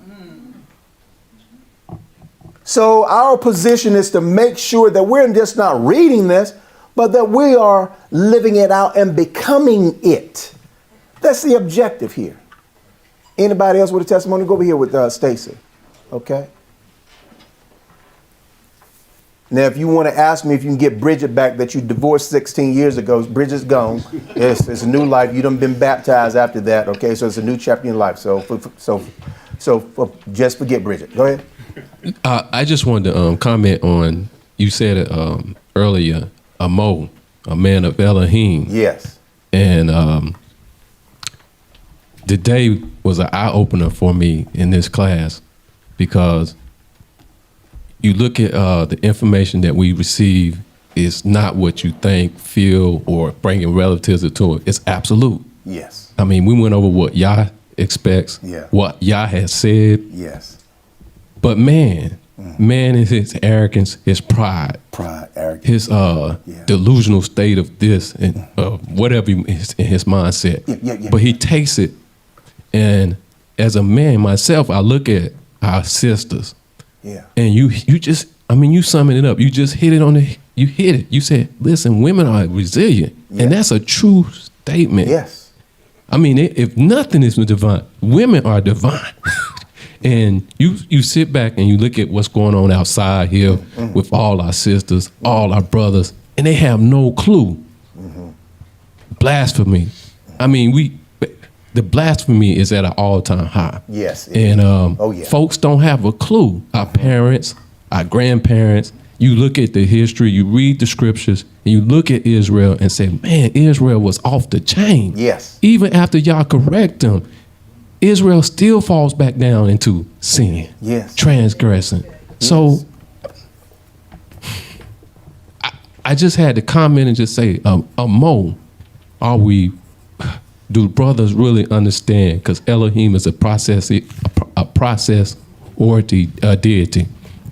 And if you don't follow that blueprint, you in a lot of trouble. Yeah. And I'm a digress, but I mean, you know, this was an eye opener for me today. It helps me out with a lot of things for myself. And it's just like my brother said, and you said, I mean, you've been sharing with me in the lesson today. Yeah, we just can't fathom how righteous he is. And what he has done for us. He don't owe us nothing. Yeah. Yeah. It's amazing. Right. But I just had to speak on that. Yeah. Miss your car. Let me tell you this. And again, I'm just being transparent. I'm just being honest. Most of our sisters, Stacy and Saps, were mad as hell. Do you hear me? Because brothers didn't step up. Sisters were the one who were contributing, answering questions, getting involved, and so forth. And it was the same brothers every week that's answering questions. And so sisters mad because they're looking around and they're saying, where are our brothers? Where are our brothers to lead? Where are our brothers who are going to take the responsibility to learn this culture, to lead us to the next level? And sisters are tired, man. Sisters are tired of being let down by men every single day. And so we have a tabernacle institution where we say to the sisters, look, hold on, okay, chill out, calm down. NCCI Tabernacle Elohim, right, is going to get all the brothers to step up. And damn, I was wrong. That ain't happened. And so I'm sitting up here and saying, well, what? I'm like, okay, it ain't like brothers ain't got the information. It's not like brothers don't have the resources. Brothers are stuck in a world of carnality and pleasure. Validation from the world and using the scriptures when it's convenient. The Bible will not only make a man out of you, brother, but it will make a man of Elohim out of you if you will humble yourself and give yourself over to the Creator and get out of this thug facade that you've been living with over the course of your lifetime and strip yourself down naked and say, you know what? I got to start this fanatically and be someone, man, that our sisters can be proud of and respect. We had a sister go to one of the elder brothers over by the grill. She's sitting here, I'm not going to call her name. And she said, Elder, She said, well, forget it. She said, Elder, let me tell you. We sisters in this tabernacle have little respect for you males in this tabernacle. Now, Funay, I'm not lying. I'm saying it out openly. Now listen to me. See, I don't come from that. I don't come from that. But males have got to learn how to be men. Stand upon your word. Do what you say you're going to do. Do it to the glory of Elohim. Be a leader. There are captains of tens, captains of hundreds, captains of thousands. Just be a captain. You ain't got to be a captain of 10. You ain't got to be a captain of 100, but just be a captain. The sister's just looking for you to be a captain. And brothers say, I'm satisfied with being a private. And it's wrong. Because that's not what Elohim created. Elohim, when he created Adam, he created a prince to have dominion. He created a caretaker and a servant and said, this is what I'm going to do for you, Adam. I'm going to give you a woman to help you in your role. And the sister saying, okay, Elohim, might be no disrespect, but you created me to help you. You may help that. I mean, what am I to do? How can I help that? It is sad, it's sickening, and it's hurtful. And to get offended at sisters who call brothers out for being less than what Elohim created them to be is very arrogant and hypersensitive. Right. And so I think it was you or Nehemiah were talking about, oppress, right? What we're dealing with is a lot of sociopathic brothers, sociopaths, who has no problem with achieving what they want at the expense of hurting sisters. That's a problem. You can't say that you worship Elohim when you do that. You can't say you love Elohim when you do that. So it doesn't matter how many times you say Shalom, may the blessings of Yah be upon. That don't mean diddly squat. And it's wrong. It's wrong. Anybody? Okay, go ahead, Brother Yakar. Yeah, the professor and I were just discussing the complement to this Synatic Light article, the series you did on Dominion, where you went into detail about relationships and highlight a lot of the intricate details about the pros and cons of getting into a relationship, the hardships and how you overcome obstacles in a marriage or in a relationship. And then the in-depth articles on marriage on the website. You know, it's in the archives that a person would have to go into in the website to select that. But that's a very big eye-opener, as Brother Stacy was saying, as to how we're supposed to live up to Yah's standards, how we're supposed to conduct ourselves to the best of our abilities in our relationships and dealings with one another as human beings. Yes, yes. All you have to do is ask yourself, is Elohim pleased with me as a man? Is Elohim pleased with me as a synaticist? A man keeps his word, and he's going to do what he has covenanted to do. Elohim says a righteous man keeps his covenant, even if it hurts him. Yeah. So 1,000 years ago, our sages are saying, hold on, Dwayne.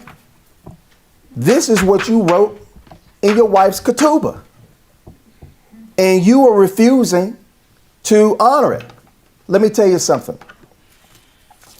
They are going to give that woman a license to divorce Dwayne, and Dwayne is going to be ostracized in the community as a punk. Do you hear me?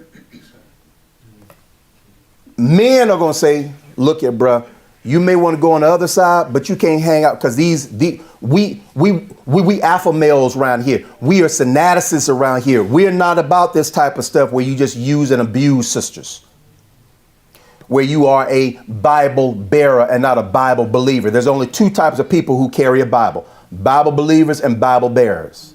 Bible believers become the gospel. Bible bearers are what you call, Sister Sania, bench Christians. All they do is just sit down and just listen and nod their head. We don't have that in this tabernacle, brother. No. Somebody else was saying something? Let's go right over here to my sister. No. You gotta have the mic because we got remote community that's listening as well. I just wanted to say probably the most beautiful thing that you've said today that I took to heart was that your wife's self-esteem is in your hands. Yes. Because they don't think like that. They think, okay, you got yourself together, cool. And I just appreciate the men in here that have listened and okay, now hold up. You say you just appreciate what now? I appreciate the men in here who have listened to what you've said today and who are reflecting like, okay, this is what I can do better for my wife, for my woman, for my daughters even, because it's also important for daughters because my dad showed me no type of esteem. So I'm just saying that was one of the most beautiful things you've said today because we don't have nobody to esteem us as women. Yes. We're here. Yes. Y'all are here. We esteem y'all. So, it just makes sense. Yeah, well, it's biblical, my sister. And they'll try to say it's not, but they... No, I got you. But what I'm saying is that you have grounds now for an argument that can be sustained, that can be adjudicated by God himself and by any brother who is a Mo. Mo's don't argue against facts. But see, they don't think some men don't think feelings are facts or the emotional is the fact or is the absolute. And that is where you begin to hurt your woman or your daughters or whatever with the Bible. That's true. Because you're saying, okay, well, your feelings ain't truth. That's right. So. My sister, you're absolutely right. Because, right, again, women were created to bring mankind into balance, right? Okay, right. So when Elohim said, Ezir Neged, Elohim specifically said that he is going to make a helper, right, to complement him. Right. The Hebrew word Neged, right, is one who is the opposite. Right.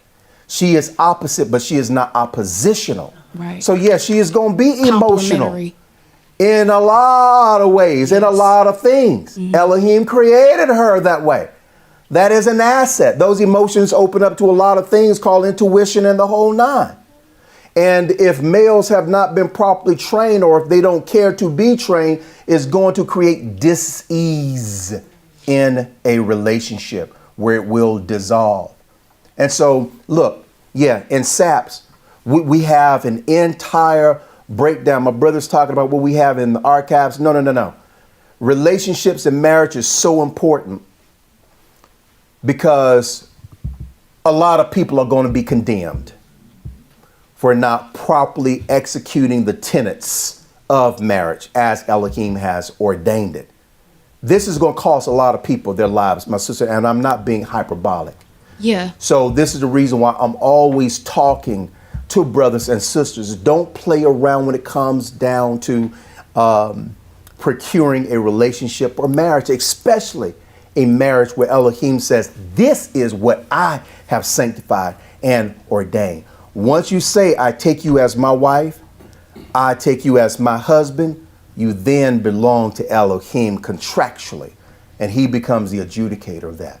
It's just, you just really justified a lot of me as a human because, just feeling you people or men, they'll tell you you're feeling, so you're wrong, or I don't know, or you're feeling too much, or like you said, but it's just, I just appreciate you saying that. Yeah. Thank you, my sister. Yes, Elder.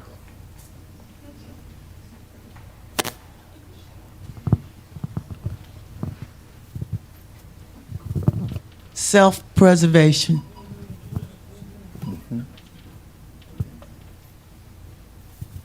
Anybody else? What she said when you get married. Hold on a second. I'll just say to what you said, when I first got married, you don't think of self-preservation. You think of, this is my man. You focus on that. you completely forget, and men, they see it as you being needy, but it's you trying to do your job. Yeah. So, and I'm not trying to get into it, but self-preservation is definitely should be number one. Yeah. Thank you. Well, I'm just gonna put my business out there. So, so, you know, I'm a divorcee, but I remarried. My first husband, I don't know if a lot of people remember me. Aria, you say you don't remember me. We attended here before my son was born. Oh, what? Yeah. He's the one that Hold actually on. found. If you see him, You you talking about remember. this, your son one came in? The He one was a that- baby. to eat dinosaurs? Is that one? Yes. Oh, okay. Oh, okay. Yeah. Really? Wow. Okay. That's why when I came back, I said, "Do you remember me?" You said no. You said, "I don't remember me." And I just want to put out there, like the sister said, self-preservation. Yeah. Because I was young. Yeah. I put my trust in him. Yes. Even though we attended here, Yeah. I was a victim of abuse. Yeah. My son knows this, so I'm not. You know, he knows this now. He's going to be 18 soon. So I left. I picked him up. I had my son on one side and 2 garbage bags on the other. Praise Yah. And I left. Praise Yah. And I went through a lot of stuff after that. Yeah. And I recently remarried. No, he's not in the culture. Right. Mm-hmm. But we dated for probably 3 years. Okay. And I told him from the beginning, Yeah. I said, listen, you're not getting in my relationship with my God. Yes. So if this is something you won't accept, Yeah. we're not going to work out. Mm-hmm. And he has, it's beautiful because just my lifestyle alone, he has changed a lot. Yes. And he sees it, and, you know, he doesn't attend here because of his work schedule. Sure. Sure. But I just see when he has the opportunity, he's coming. Mm-hmm. You know, because he sees the lifestyle that I put out there, and just me standing firm and said, no, this is not what it is. Right. Even, I ain't gonna lie, he stopped eating shrimp. Because I told him, I said, I'm not doing this. I said, no, don't bring it in the house. If it's over your house, I'm not coming. Right. You know, so it's like self-preservation, like you said, sis, it's self-preservation. You gotta put yourself first, because when that day comes, I'm the one that's going to be presented. Yes. And say, what did you do? Yes. If I have to leave him in the back, I have to leave him in the back. Yes. Because I'm the one that has to be before him saying, what did I do? Yes. You know, so I love this class. Thank you for doing this. I was going to knock on your door, but just, just for everyone to say that, just to thank you for even saying this, because it speaks a lot just with my experience, you know, and like you said, just because you attend the tabernacle and you hold the Bible don't mean you're a Mo. Right. It does not, because just based on my experience. Beautiful. But yeah, I just want to add to you, sister, self-preservation. Put yourself first when it comes to the Most High.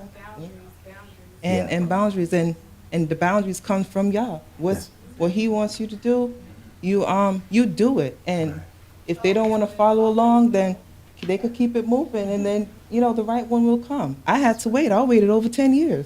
Mm-hmm. So it's just like, you know, I praise y'all for that. So Hold on. Just go back to the Specifically mic. trying We'll to give our say sister time like to talk. anything about my husband not being the right one, whatever. I'm specifically just saying a lot of men, just in general, they fail to realize that they should esteem us. They feel like we should just be able to just esteem ourselves, and it don't work like that. It doesn't. That's what I was, just to clarify. It does. My sister, you're absolutely correct. I mean, again, a woman's self-esteem and confidence is tied to her man. Yeah, and look, I didn't know that when I was coming up as a peewee, right? My heroes were Superfly and Shaft, you know. But again, hold on. Tim said, "Yeah, really, mine too." But look here. But let me tell you something. My hero, my training, my outlook, my worldview is completely Semitic. And that's a blessing for me.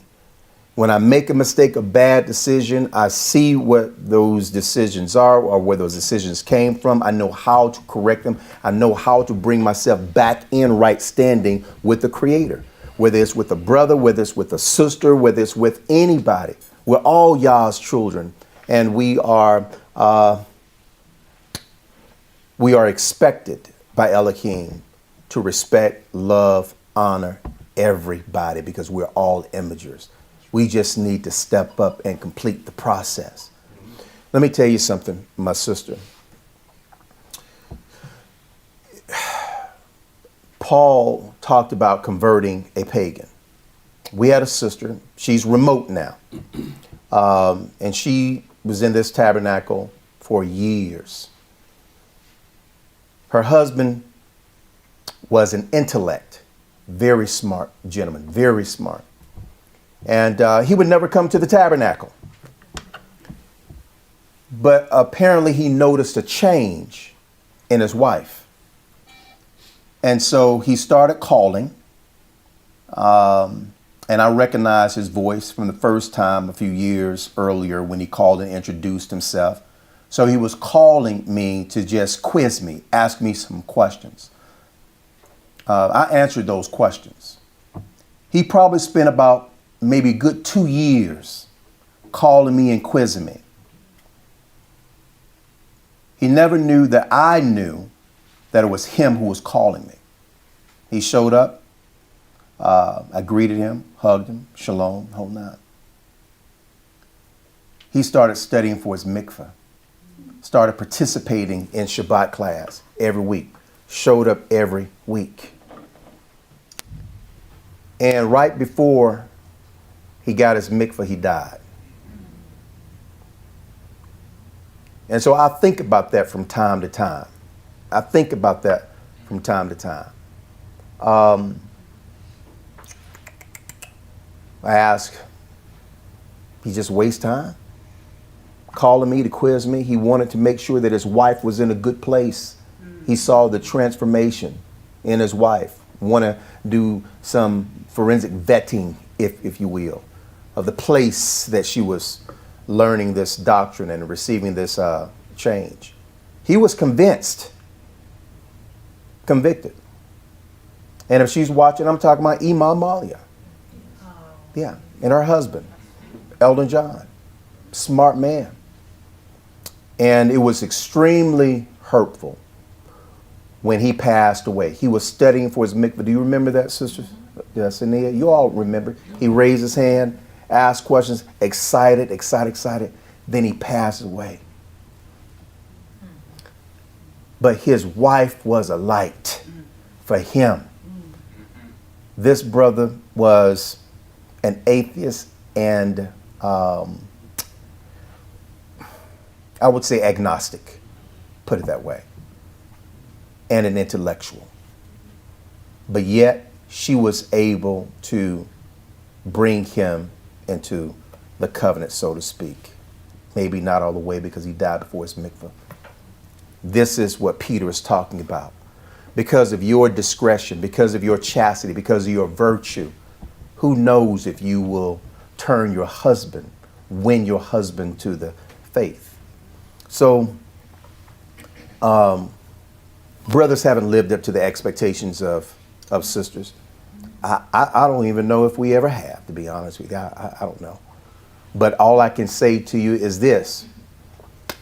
There's a clarion call by the Creator for us to do so, because this is how we image him. And there are no excuses for falling short of these expectations. No excuses. Anybody else? Yakar, did you have your hands up? Okay. All right. Sister Tareen, thank you. All the sisters, brothers, thank you. Thank you. Okay.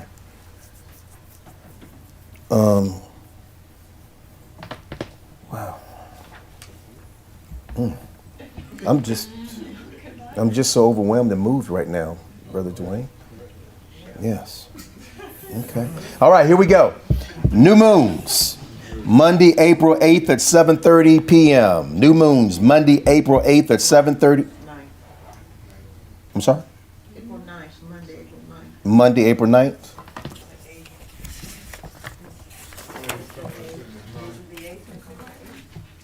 No, Monday is the 8th.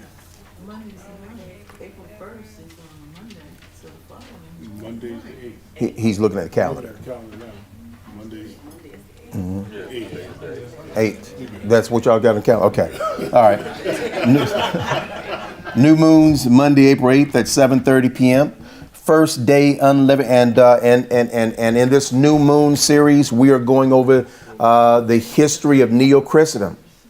We are going over orthodoxy versus heterodoxy, right? When we're talking about orthodoxy, we're talking about the right doctrine, right truth.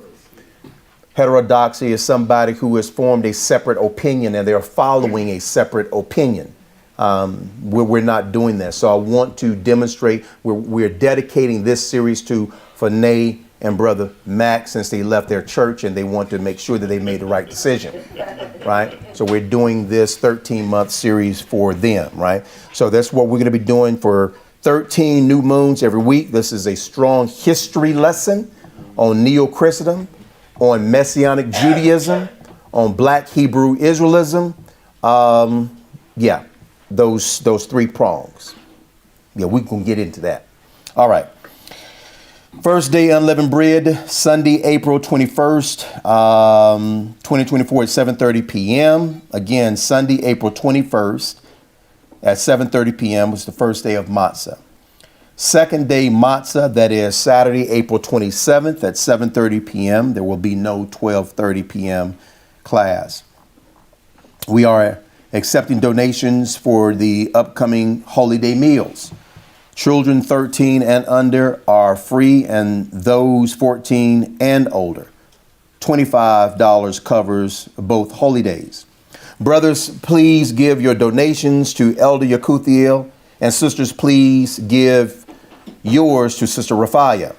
We are only accepting cash donations. Outreach conference call. The next NCCI outreach conference call will be March 24th at 4:00 p.m.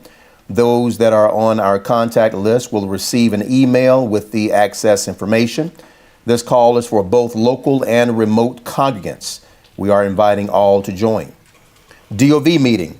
Our next DOV meeting will be April 13th, directly after class. Those that are on our contact list will receive an email with the access information. Tabernacle cleaning. The next tabernacle cleaning will be April 14th at 9:00 a.m. If you are interested in assisting, please reach out to Shamash Don. The sign-up sheet is at the front desk. DOV dues. DOV monthly dues, $7, are due monthly starting April 1st. If you would like to donate, please Cash App $NCCI DOV. We ask that you use this Cash App tag only. These funds will go towards many initiatives: children's supplies, sisters meeting supplies, tabernacle appliances. And Sister Sania, you also use this money to address some of the needs of sisters and brothers who have found themselves maybe in an ill-favored circumstance. DOV dues? Yeah. The primary use for DOV dues. Hold on, somebody give the sister the mic.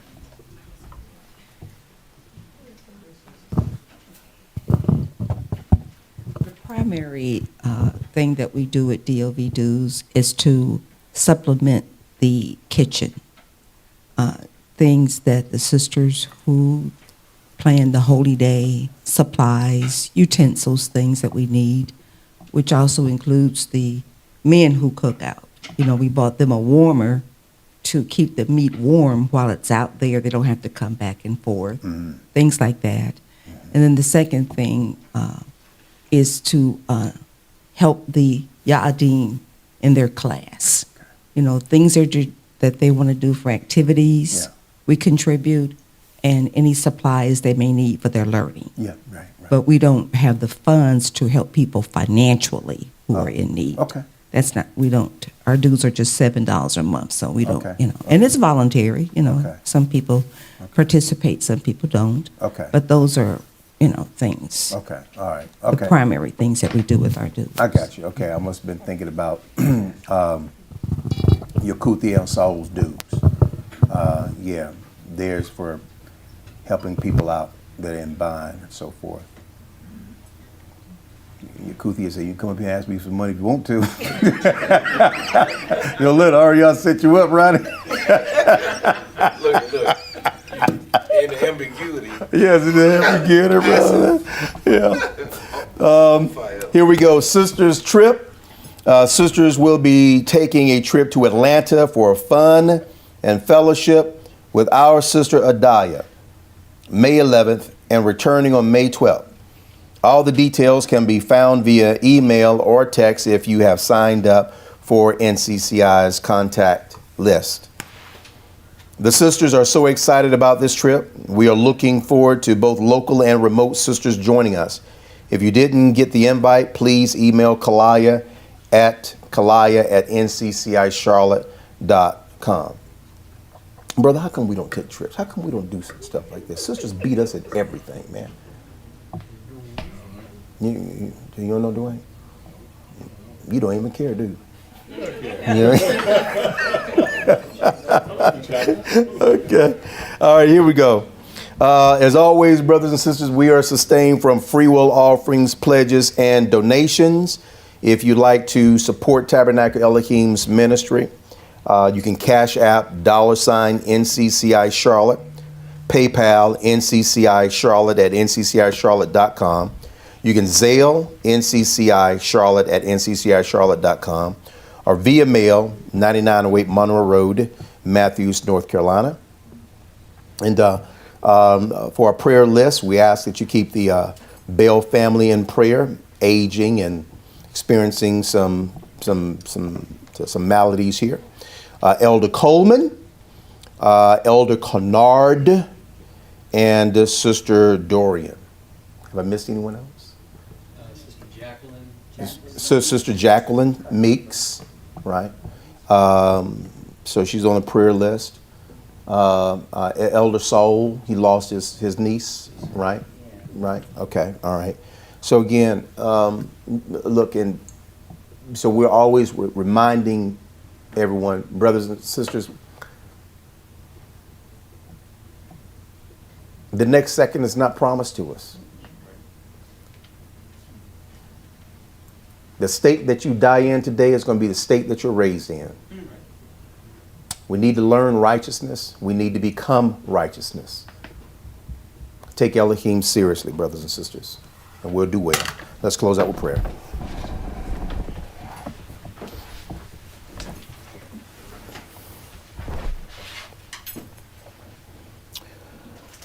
Holy and gracious Father Yah, in the name of your Son, Yeshua the Anointed, our priest and king, we come before you, Father Yah, to praise your name and to thank you for this day that you have given to us. Father Yah, we do confess our transgressions before you, and we repent for falling or failing to meet these reasonable and obtainable expectations. We have done it willfully, holy and gracious Father Yah, which you have defined as rebellion. So we do apologize, Father Yah. We repent. We ask that you continue to be merciful with us, compassionate, loving, and understanding.